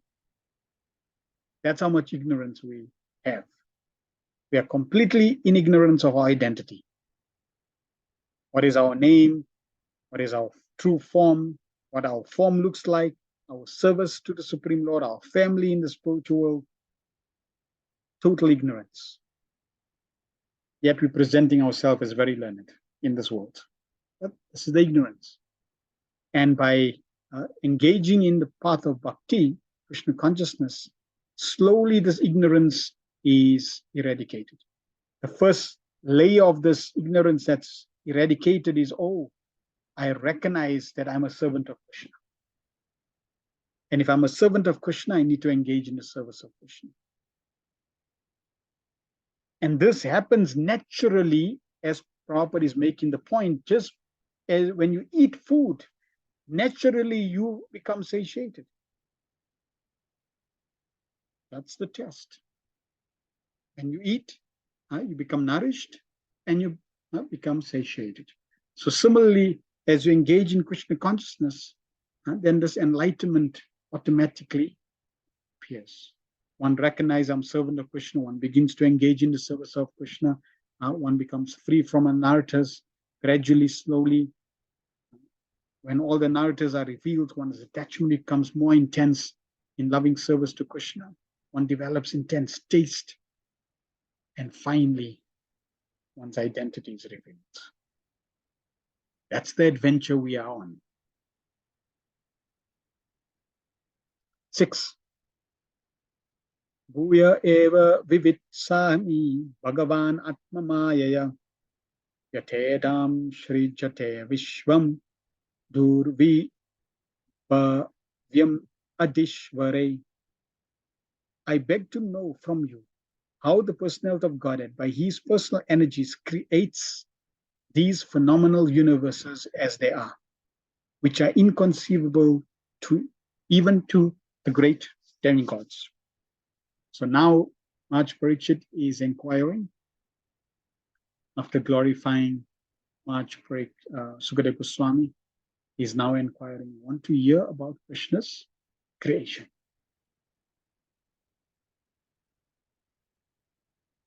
In every inquisitive mind, the important question of creation of the phenomenal world arises. And therefore, for a personality like Maharaj Parikshit, who was to know all the activities of the Lord from his spiritual master, such an inquiry is not uncommon. For every unknown thing, we have to learn and inquire from a learned personality. The question of creation is also one of such inquiries to be made to the right person. The spiritual master, therefore, must be one who is Ishvara, who is Sarvagyan, as stated herein before in connection with Sukadeva Goswami. Thus, all inquiries on God, which are unknown to the disciple, may be made from the qualified spiritual master. And here the practical example is set by Maharaj Parikshit. It was, however, already known to Maharaj Parikshit that everything we see is born out of the energy of the Lord, as we have all learned in the very beginning of Srimad Bhagavatam, Janmadhya Seyatan, Srimad Bhagavatam 1:1. So Maharaj Parikshit wanted to know the process of creation. The origin of creation was known to him. Otherwise, he would not have inquired how the personality of Godhead, by his different energies, creates this phenomenal world. So Maharaj Parikshit knew, and he had heard, that Krishna is the source of creation. So he already knew that. He already knew that.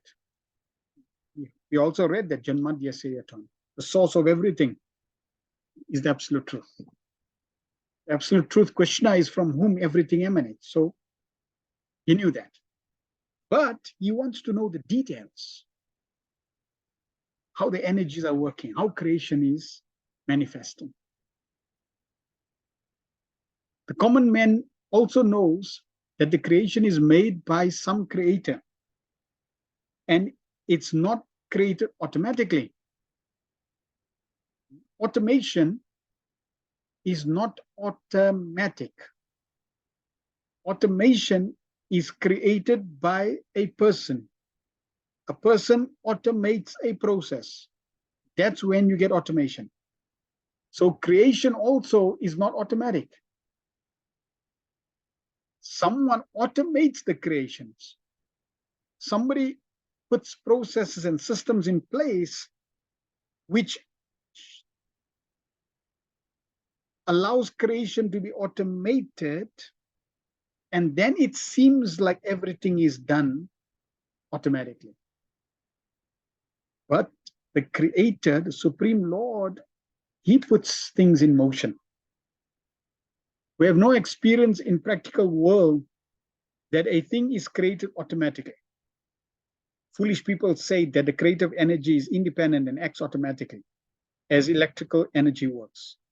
But the intelligent man knows that even the electrical energy is generated by an expert engineer in the localized powerhouse, and thus the energy is distributed everywhere under the resident engineer's supervision.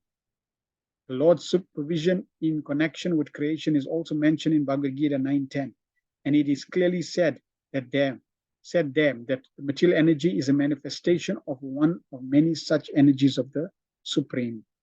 Parasya Shaktir Vidveva Suryate. Chaitanya Chatamrita Madhya Lila 1365 purport. An inexperienced boy may be struck with wonder by seeing the impersonal action of electronics or many other wonderful things conducted by electrical energy. But an experienced man knows that behind the action is a living man who creates such energies. So Prabhupada is giving the example of electrical energy.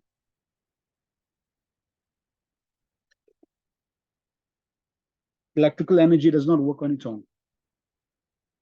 Just like electrical energy does not produce heat, cold on its own. No. The engineer puts together a system, and then with electricity, you get heat and cold.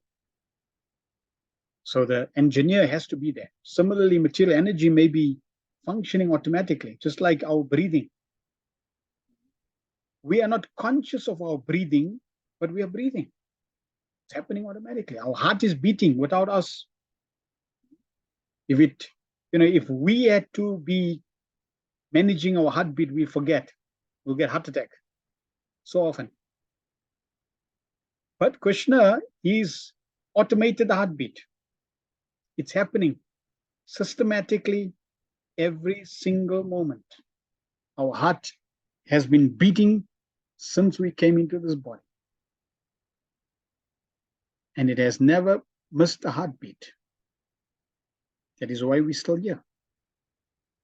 So that automation of the heartbeat is not automatic.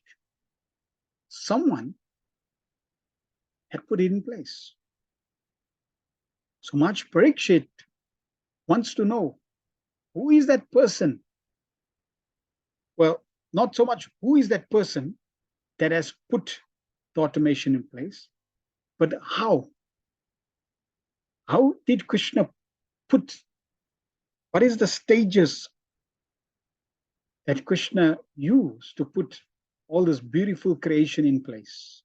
So he wants to know more about the details of creation. When we analyze and understand, just like if you take this body, it's such an amazing mechanism, such an amazing vehicle. When you study all the parts of the body, how it functions, like sound going into your ears, and there's bones that are vibrating. Just through that vibration of the bones in your ear are sending signals to your brain, and you hearing me. Your eyes are created in such a magnificent way that they're picking up particles of light, interpreting the light, coding it, sending to the brain. Brain's able to understand, distinguish color, form, shape, distance. Such amazing machine the human body is.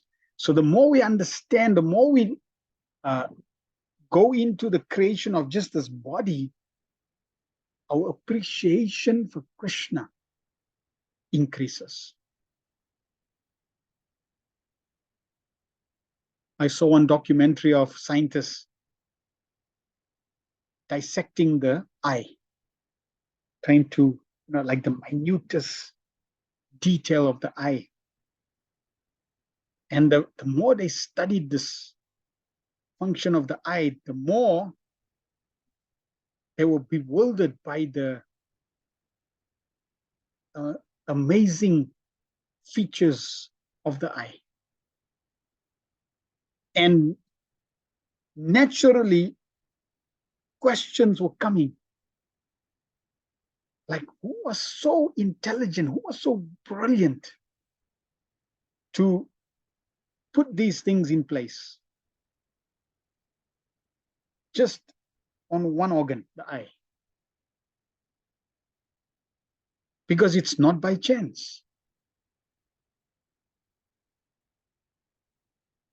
That creator has to be very, very, very intelligent to put different layers of mechanisms in place so that different aspects are managed. Just like our eyelids. They're blinking. Why? For a certain reason. It's not just poppy show, have nothing else to do, just have something to do, blink. No. Materially, they have a certain function, certain purpose. And if that wasn't the case, it would not allow us to see effectively. So every minutest detail of creation, as theistic scientists study more and more and more, they clearly come to the conclusion that yes, there is an intelligent design. So Maharaj Parikshit, He definitely knows who that intelligent designer is, but now he wants to understand the details behind the creation.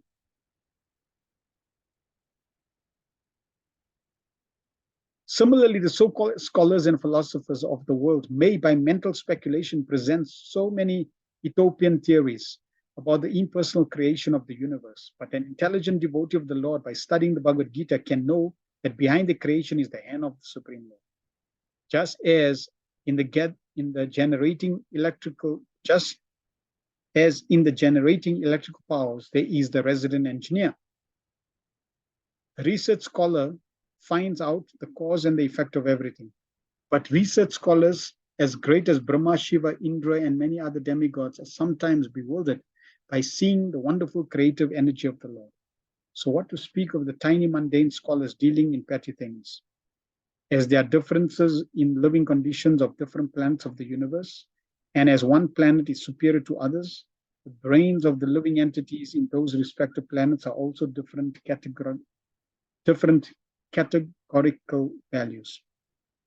From the Bhagavad Gita, one can understand the long duration of life of the inhabitants of Brahma's planet is inconceivable to the inhabitants of this planet, Earth. For Brahma lives for 311 trillion, 40 billion years. Now, if you have to just think, imagine somebody living for 311 trillion, 40 billion years. Like, really, that's inconceivable. But he's living.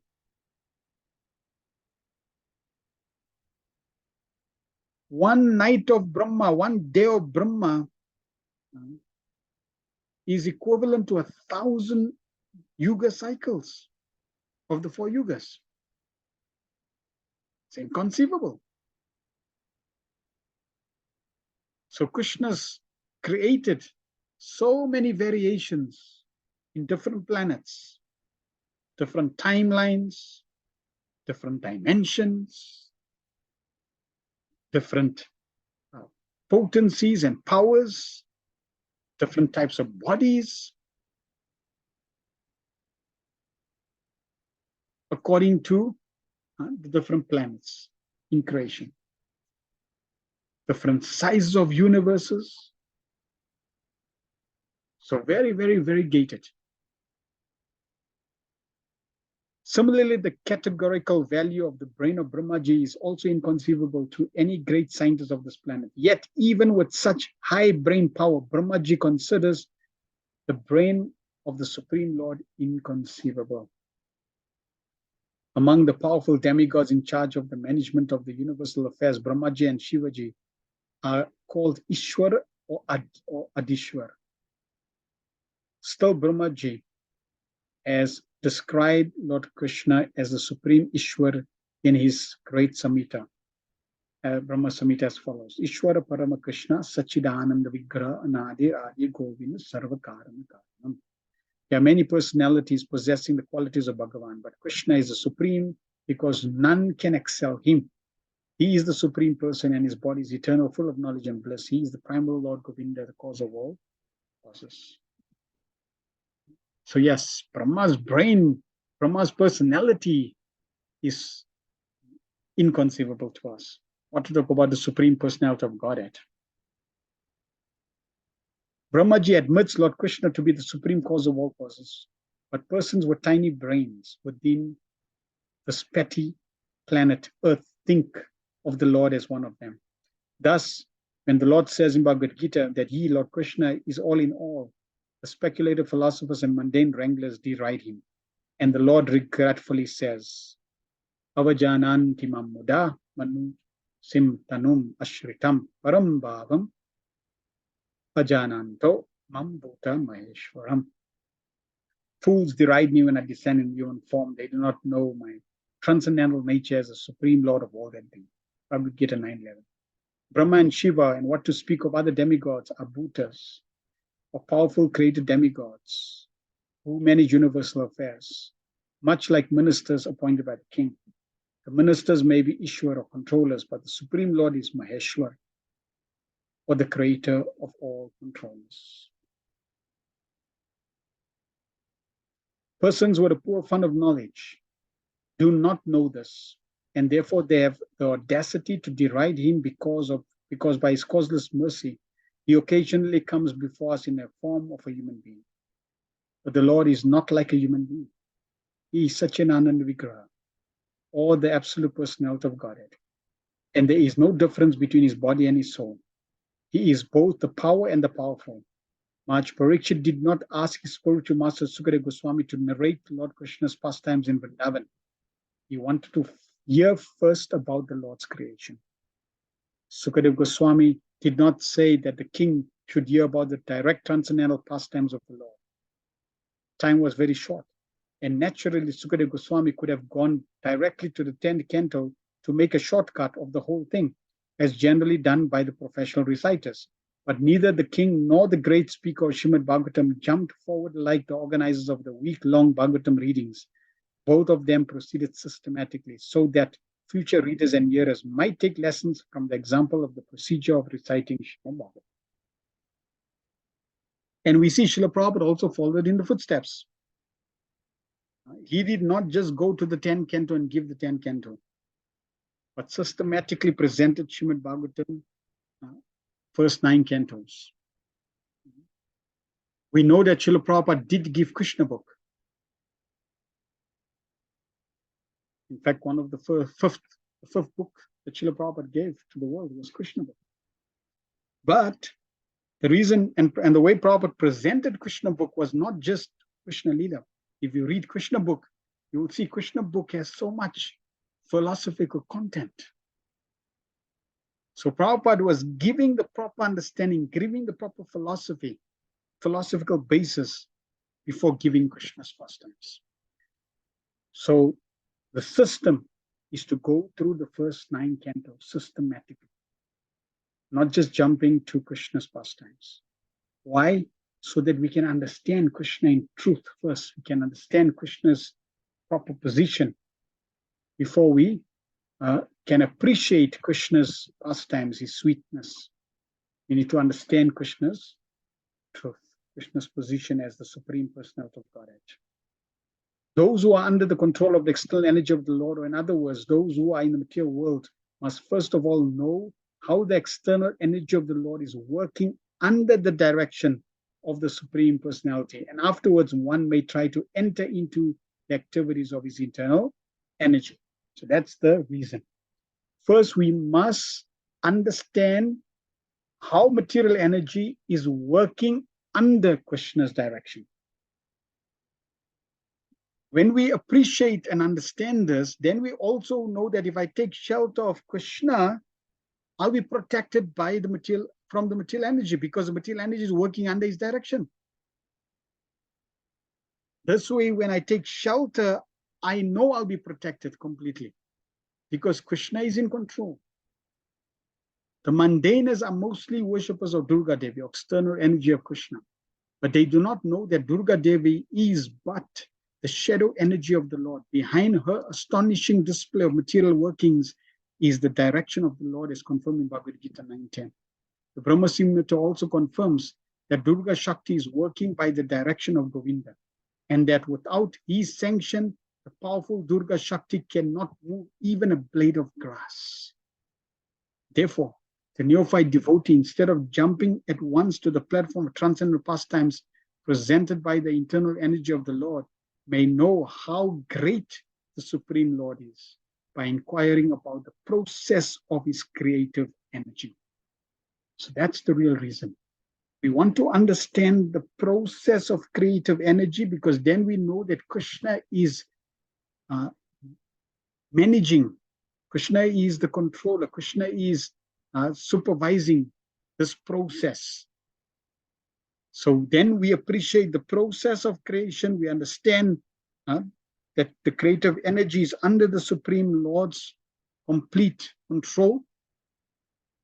And this allows us to develop greater appreciation, greater faith in Krishna's control and power and potencies.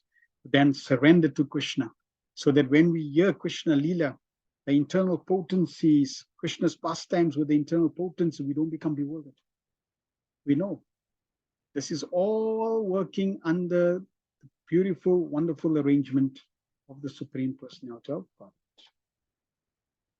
In the Chaitanya Charitamrita, also descriptions of the creative energy and the Lord's hand in it are explained, and the author of Chaitanya Charitamrita has warned the neophyte devotees to be seriously on guard against the pitfall of neglecting knowledge about Krishna in regard to how great he is. So here's another aspect of why hearing about knowledge of Krishna in relation to creation is very important, because this reveals his greatness. If we say, yeah, creative energy, yeah, material world, how it's created, I'm not interested in these things, we can fall prey to one of the narratives or obstacles that requires revelation of Krishna's greatness. See, these aspects that are described in Srimad Bhagavatam, every part of the knowledge of Srimad Bhagavatam is addressing specific anarthas. So here the anartha that may stop us from progressing, or anartha that may allow us to see Krishna in a perverted or incomplete or misunderstand Krishna, is there. So in order to avoid that anartha, we need to hear about Krishna's greatness. How great is Krishna? And when we hear it, when we're going to hear now the description of creation, it will just amplify our appreciation of Krishna's greatness. Wow, far out, amazing, brilliant. Krishna is so great. And as we get to know Krishna's greatness, this will then allow us to not be blocked by the narratives that may be there if we neglect this warning. Only when one knows Lord Krishna's greatness can one firmly put one's unflinching faith in him. Otherwise, like a common man, even the great leaders of men will mistake Lord Krishna for one of the many demigods or historical person or myth only. So therefore, time and time again, the description of creation is given, so that we can understand who we are dealing with. Not just an ordinary person, not some demigod, not some historical person, not mythology. No, we're dealing with the Supreme Personality of Godhead, source of all creation, the Creator himself. The transcendental pastimes of Lord in Vrindavan or even at Dwarka are relishable for persons who have already qualified themselves in advanced spiritual techniques. And the common man may be able to attain to such a plane by the gradual process of service and inquiries, as we shall see in the behavior of Maharaj Parikshit. So we won't jump over, oh, creation is dry, I want rasa tattva. I want to know more about rasa lila. That's where the real taste is. There's material ras, nah, that's for neophytes. If that is the mentality, you will not be able to enter into the pastimes of Vrindavan. So we systematically follow. Prabhupada followed. Sukadeva Goswami is following. Krishnas Kaviraj Goswami has followed. So we don't pretend, we don't imitate, we don't jump over, we also follow. And by doing this, we will also be advancing in these spiritual techniques. They will do something to our psyche.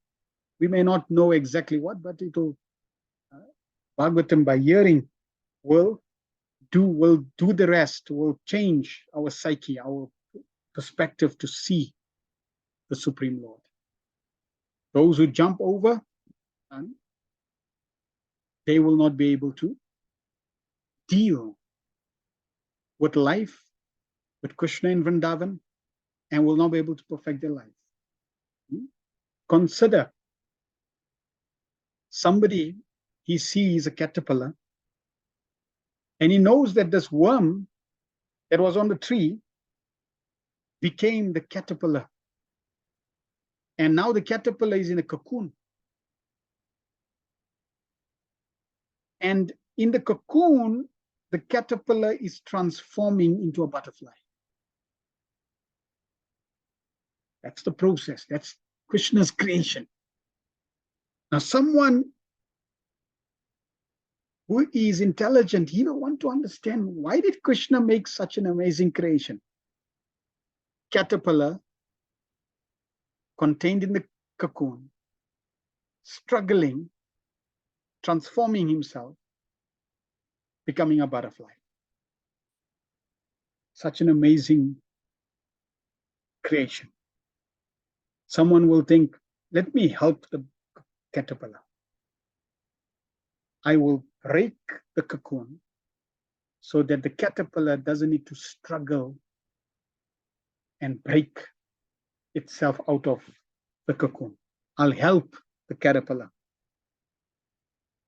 Now, if you interfere and break the cocoon, you will basically be killing the caterpillar, because the caterpillar will not be able, even if it is fully transforming into a butterfly, it will not be fully developed. Its wings will not fully strengthen, and therefore will not fly, and therefore it'll be killed. Krishna's creation of the caterpillar contained in the cocoon is there so that as it struggles and struggles and struggles as a butterfly to come and to break out of the cocoon, as it's struggling, that struggle of trying to break out of the cocoon is helping it strengthen its wings, so that as it breaks out and it has achieved wonderful strength through that process, it can then fly. So like that, Krishna's creation are not whimsical. Similarly, the process of spiritual perfection is not whimsical. The knowledge that we hear systematically in Bhagavad Gita, in Bhagavatam, is not whimsical. It is there to mature us systematically, groom us, grow us systematically, so that we can ultimately achieve the highest perfection of understanding Krishna in Vrindavan. And finally, then enter into those pastimes. Text 7. Yatha gopayati vibhu, yatha samyachate puna, yam yam shaktim upashritya, puru shakti parapumam, atma nam kridayan kridan, karoti vikaroti cha. Kindly describe how the Supreme Lord, who is all-powerful, engages his different energies and different expansions in maintaining and again winding up the phenomenal world in the sporting spirit of a player. In the Katha Upanishad 2.2.13, the Supreme Lord is described as the chief eternal being among all other eternal individual beings. Nitya Nityanam Chetanas Chetanam. And the one Supreme Lord who is maintaining innumerable other individual living beings. Eko Bahunam Yo Vidati Kaman. So all living beings, also all living entities, both in the conditional state and in the liberated state, are maintained by the Almighty Supreme Lord. Such maintenance is effected by the Lord through his different expansions of the self, and three principal energies, namely internal, external, and marginal energies. The living entities are his marginal energies, and some of them, in the confidence of the Lord, are entrusted with the work of creation also, as are Brahma, Marichi, etc. And the acts of creation are inspired by the Lord unto them. Tena Brahma Hridaya. The external energy Maya is impregnated with jivas, or the conditioned souls. The conditioned marginal potency acts in the spiritual kingdom. That means the pure devotees. And the Lord, by his different planetary expansions, maintained them in different transcendental relations, displayed in the spiritual sky. So, the one Supreme Personality of Godhead manifests himself in many, Bahushan, and thus all diversities are in him, and he is in all diversities, although he is nevertheless different from all of them. That is the inconceivable mystic power of the Lord, and as such, everything is simultaneously one with and different from him by his inconceivable potencies, Achintya Bheda Bheda Tattva. So this will be expanded further. How Krishna is one and different from his creation, how Krishna is one and different from his energies. And Sri Mahaprabhu has given the complete philosophy of oneness and difference. There are those who say that Brahman is true and the material energy is false. There are those that say that the material energy and the spiritual energy, Krishna and the material world, are all one. And the complete understanding is that the material energy, or all of Krishna's energies, are one and different from the Supreme Lord. And this oneness and difference is inconceivable. But that is the complete truth. And therefore, when you find statements in the Vedas, and even in Bhagavad Gita, Krishna says, I am everything.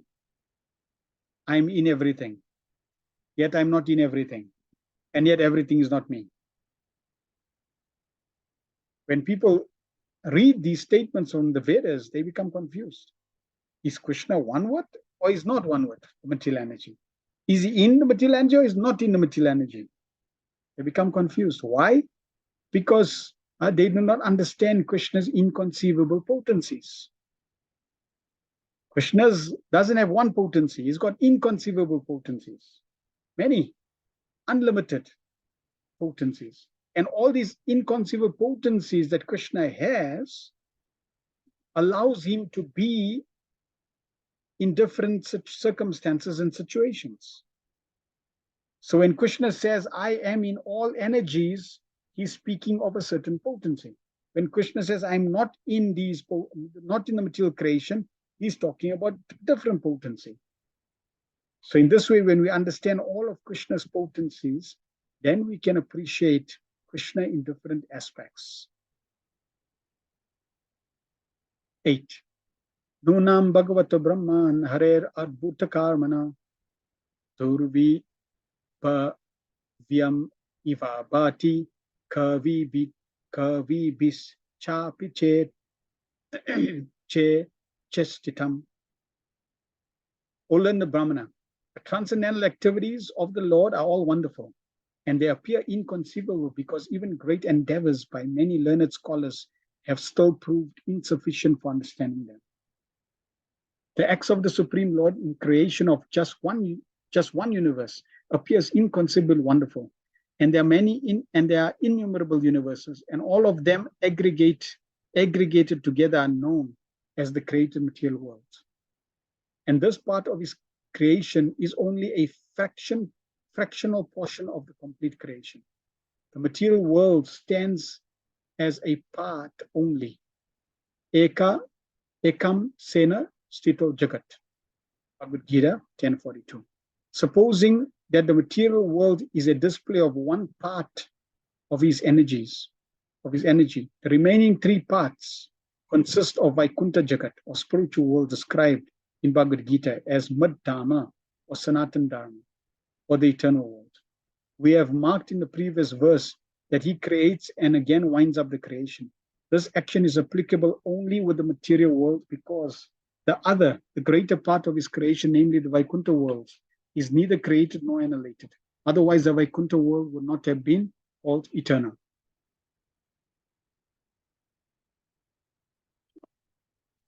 The Lord exists with his Dham, his eternal name, qualities, pastimes, entourage, and personalities are all a display of his different energies and expansions. The Lord is called Anadi, or having no creator, and Adi, or the origin of all. We think in our own imperfect way that the Lord is also created, but the Vedanta informs us that he is not created. Rather, everything else is created by him. Narayana Paro Vyaktat. Therefore, for the common man, these are all very wonderful matters for consideration. Even for great scholars, they are inconceivable. Thus such scholars present theories contradictory to one another. Even for the insignificant part of his creation, this particular universe, they have no complete information as to how far this limited space extends, or how many stars and planets there are, or the different conditions of those innumerable planets. Modern scientists have insufficient knowledge of all this. Some of them assert that there are 100 million planets scattered all over space. And we see now, as technology advances, scientists are getting more and more knowledge of the outer space, and thus get even more bewildered of outer space. It's like inconceivably limitless. So many stars, so many planets. Now, many of them, they say, it's all empty. Why would Krishna create such a vast creation and only populate Earth? And already in Bhagavad Gita, Krishna says, the living entity is Sarvagata, all pervading. That means every part of creation, of Krishna's creation, is filled with living entities. So the scientists, they become bewildered. How come we can't see people? When we go to the moon, we don't see anyone. We go to other planets with our telescope. We cannot see anyone. That is the fascination of Krishna's creation. We read in the Bhagavata, in the Mahabharata, how Arjuna went to different dimensions, different places, heavenly planets. So naturally, we know that there are personalities there. So Krishna's made such an amazing creation. You can't gate crash. You can't perceive truth greater than your material limitations. Krishna will reveal these things, these truths, according to your adhikar, according to your legibility. So we will be hearing about these truths, which are there, which we cannot just gate crash and see through mundane technology. But as we gain spiritual realization and illegibility, then we can realize these truths and even see. Like Prabhupada was able to see demigods, Narad Muni, other personalities, previous acharyas, they would interact with higher beings, personalities, and validate these truths. So scientists become bewildered just by this material universe, one material universe. What to talk about other unlimited number of universes, which is 1/4 of Krishna's creation? What to talk about the vastness and extensive variegatedness and features of the spiritual world? Inconceivable to the tiny brain. In a news release from Moscow dated February 21, 1960, the following piece of knowledge was relayed. Russia's well-known professor of astronomy, Boris Vorontsov Valiamenov, said that there must be an infinite number of planets in the universe inhabited by beings endowed with reason. It could be that life similar to that on Earth flourishes on such planets. Doctor of Chemistry Nikolai Zirov, covering the problem of atmosphere on other planets, pointed out that the organism of a Martian, for instance, could very well adapt itself to normal existence with low body temperature. He said that he felt that the gaseous composition of the Martian atmosphere was quite suitable to sustain the life of beings which have become adapted to it. This adaptability of an organism to different varieties of planets is described in Brahma Samhita as Vibhuti Bhinam.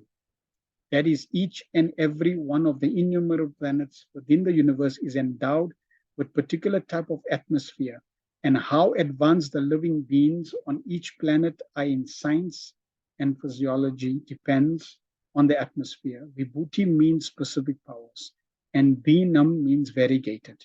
Scientists who are attempting to explore outer space and are trying to reach other planets by mechanical arrangement must know for certain that organisms adapted to the atmosphere of Earth cannot exist in the atmosphere of other planets. Easy journey to other planets. One has to prepare himself and therefore be transferred to a different planet after being relieved of the present body, as it is said in Bhagavad Gita 9:25. Yanti deva vrata devan priti yanti prite vrata bhutani yanti bhuteja yanti mad yachino imam. Those who worship the demigods will take birth among the demigods. Those who worship the ancestors will go to the ancestors. Those who worship ghosts and spirits will take birth among such beings. And those who worship me will live with me. Maharaj Parikshit's statement regarding the workings of the creative energy of the Lord discloses that he knew everything of the process of creation. Why then did he ask Sukadeva Goswami for such information? Maharaj Parikshit, being a great emperor, descendant of the Pandavas, and a great devotee of the Lord, was quite able to know considerably about the creation of the world. But that much knowledge was not sufficient. He said, therefore, that even greatly learned scholars fail to know about that, even after great effort. The Lord is unlimited, and his activities are also unfathomable. Now, previously, Prabhupada made the point that Maharaj Parikshit only has 7 days. So, if he's only got 7 days, why go into this aspect of creation when the whole idea is to leave this creation? Sukadeva Goswami also didn't say, yeah, he's only got 7 days to live. We should just focus on Krishna Leela. Don't worry about the material creation. We need to get away from this material creation. But no, even within those 7 days, that need to expand on creation was essential and important part of spiritual progress. With a limited source of knowledge and with imperfect senses, any living being up to the standard of Brahmaji, the highest living being within the highest perfect living being within the universe, can never imagine knowing about the unlimited. We can know something about the unlimited when it is explained by the unlimited, as has been done by the Lord himself in the unique statements of the Bhagavad Gita. And it can also be known to some extent from a realized soul like Sukadeva Goswami, who learned it from Vyasadeva, a disciple of Narada. and thus the perfect knowledge can descend by the chain of disciplic succession only, and not by any form of experimental knowledge, old or modern. 9. Yata gunam stu prakriter yugapat kram mashopiva vibharti barishas te barishas tvekam purvan karmani janmabi. The Supreme Personality of Godhead is one. Whether he alone acts with the modes of material nature, or simultaneously expands in many forms, or expands consecutively to direct the modes of nature. Text 10. Vichi kit shiktam etam me bravitu bhagavan yata sabde brahmani nishnata parashmimscha bhavam kalu.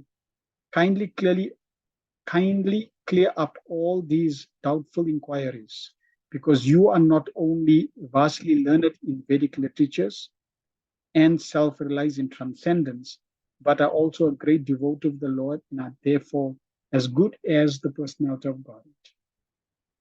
In the Brahma Samhita, it is said that the Supreme Absolute Truth, Govinda, the personality of God, although one without a second, is infallibly expanded by innumerable forms non-different from one another. And although he is the original person, he is still even younger. He is still ever young, with permanent youthful energy. He is very difficult to know simply by learning the transcendental science of the Vedas, but he is very easily realized by his pure devotees.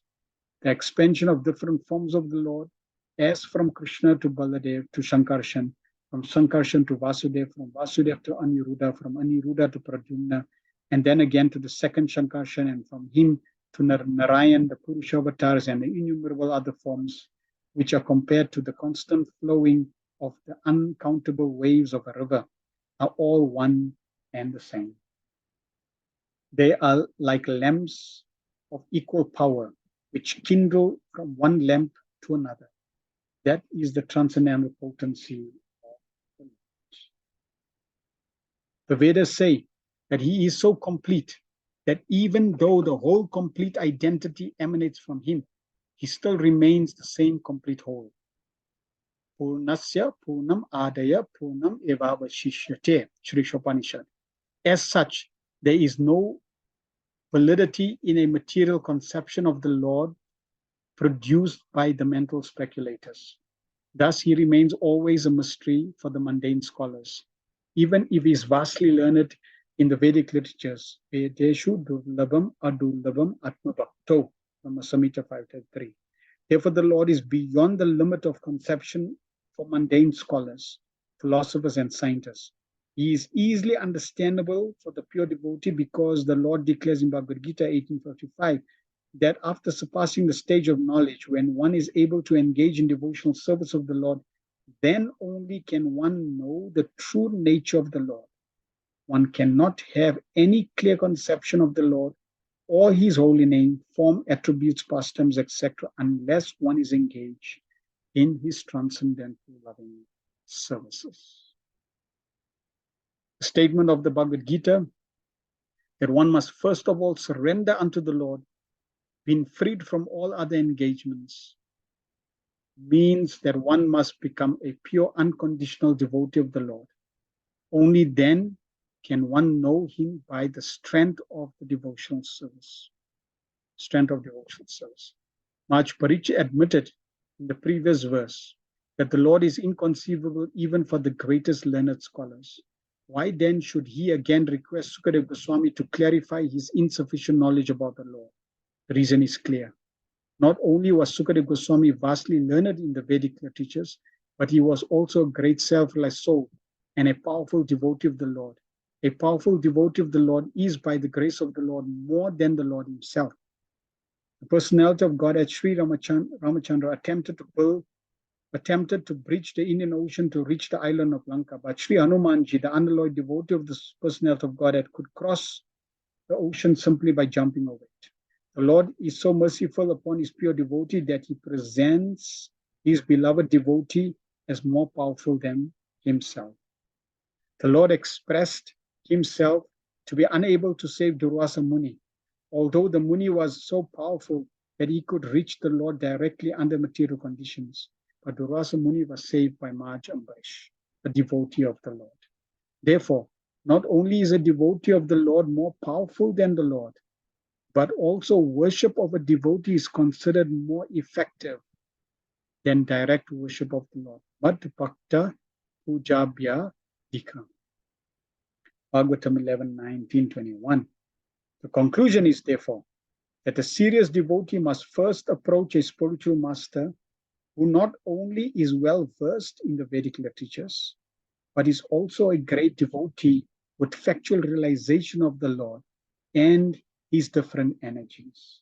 Without the help of such a devotee spiritual master, one cannot make progress in the transcendental science of the Lord. And a bona fide spiritual master like Sukadeva Goswami does not speak about the Lord only in the matter of his internal potency, but also explains how he associates with his external potencies.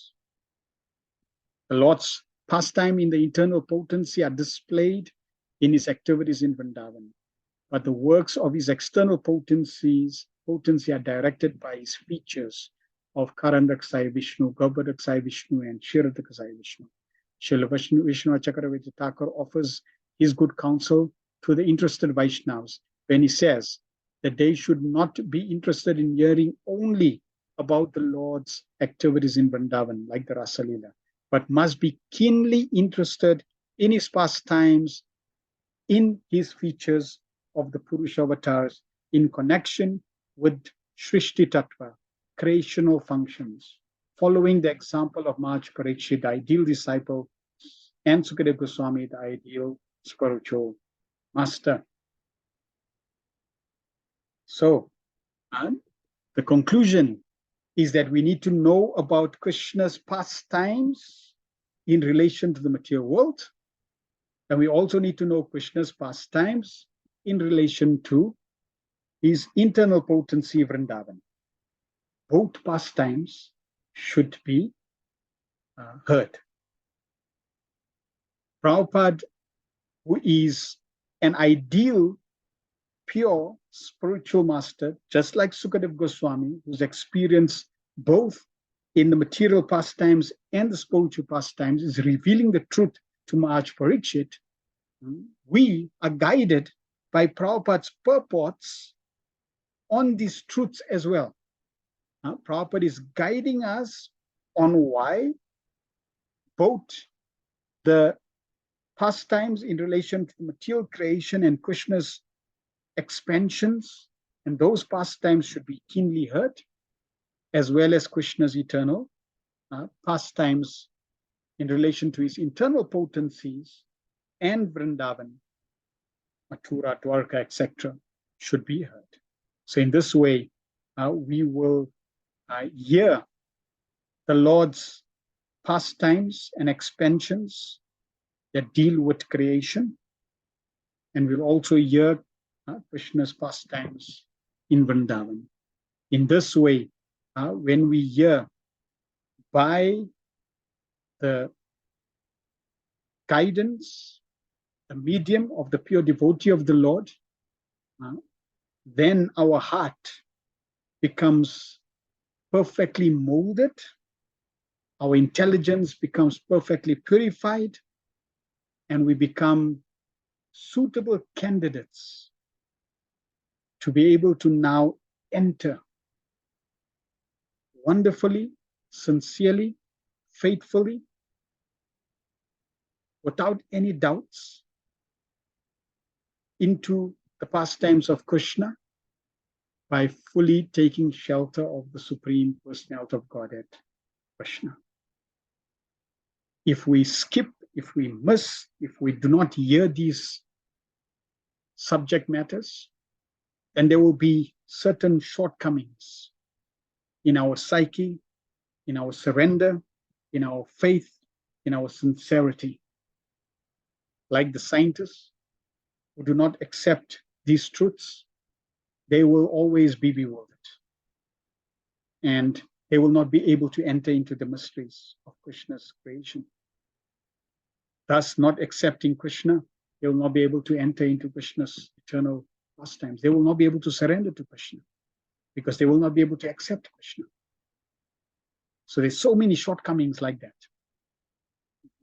They can conjure up so many theories, they can come up with so many philosophies, but they will always be short-circuited and never be able to enter into the glories, into the pastimes, and ultimately be able to perfect their relationship with Krishna.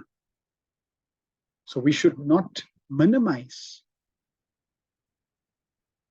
the subject matter that deals with the process of creation. They are there to nourish our devotion, nourish our intelligence, nourish our personality in suitable ways so that we can perfectly surrender to the Supreme Personality of God. Pantrat Srimad Bhagavatam ki jai, Srila Prabhupada ki jai, Nitai Go Pramanande Hari Hari. Any questions or comments anyone has, please type in the chat.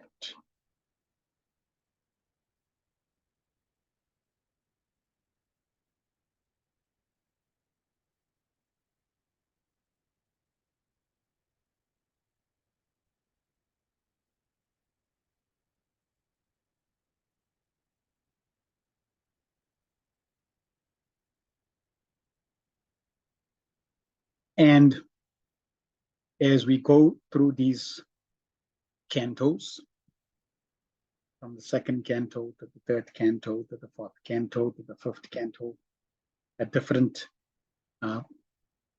chapters, different aspects of creation will be discussed. Like in the fifth canto, details. It will not be surprising that some of the subject goes over your head. It is okay if it goes over your head. Just like when I go into certain parts of the fifth canto, it's like, whoop, way, way beyond my head. We are not trying to understand the subject with our intelligence. We are simply, submissively giving oral reception to the content, to the subject of the Bhagavatam. Even that which is related to the creation. If you have the power of intelligence to understand it with your intelligence and recollect and remember, great. If not, don't worry. But we should not fail to hear the subject matter. We should not fail to give our ears in oral reception to the subject matter. Because the subject matter will go into the ear and go to the heart. And that is where Krishna will do his magic. To those who are sincere souls. So that's the point. That we want to simply, submissively give an oral reception to Bhagavatam, who's non-different from Krishna, entering into our ears through submissive oral reception, and then entering into our hearts. And then allowing the Lord to do his magic, to do whatever he requires and sees fit in our heart, so that we can have full realization of him. So that's the point. Shamananda Professor Hare Krishna Prabhu, thanks for the wonderful class. The whole Vedic adventure, nicely put by Srila Prabhupada. Yes. Krishna conscious adventure, our spiritual adventure. And it's an adventure. People like to go on adventures. Because in an adventure, there is all different emotions, feelings, excitement, joy, the unknown.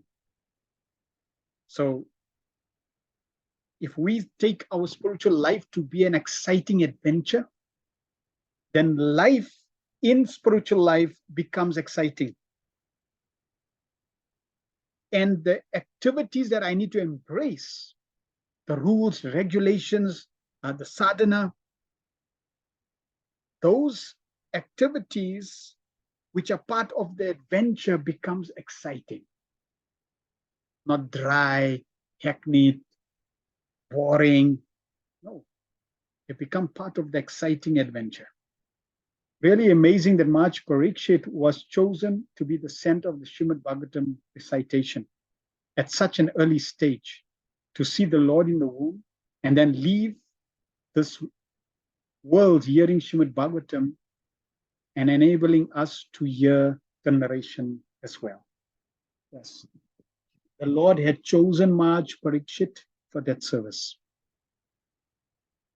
That's why he was left behind for this specific service, so that we could be benedicted, we could have the good fortune of the Bhagavatam. And after 5,000 years, Prabhupada, as the special chosen personality, has come and presented, has sacrificed so much of his time and energy and resources to give us this jewel, crest jewel of all scriptures, the highest scripture that is revealing the highest truths from the highest dimension of the Supreme Personality of Godhead, Krishna. So we have the greatest, the most valuable, the most precious jewel in our hands by the mercy of Srila Prabhupada. To not miss this opportunity to take full advantage of this greatest treasure in this life. Namavati Nalini Kanda says, fantastic class. Thank you very much. Prabhu Hare Krishna. Srila Prabhupada ki jai. Thank you very much for everyone's feedback and presence. Next week, we will continue associating with Srimad Bhagavatam and hearing Sukadeva Goswami's response as he expands the glories of the Bhagavatam. Srila Prabhupada ki jai, Nitai Go Pramanande Hari Hari.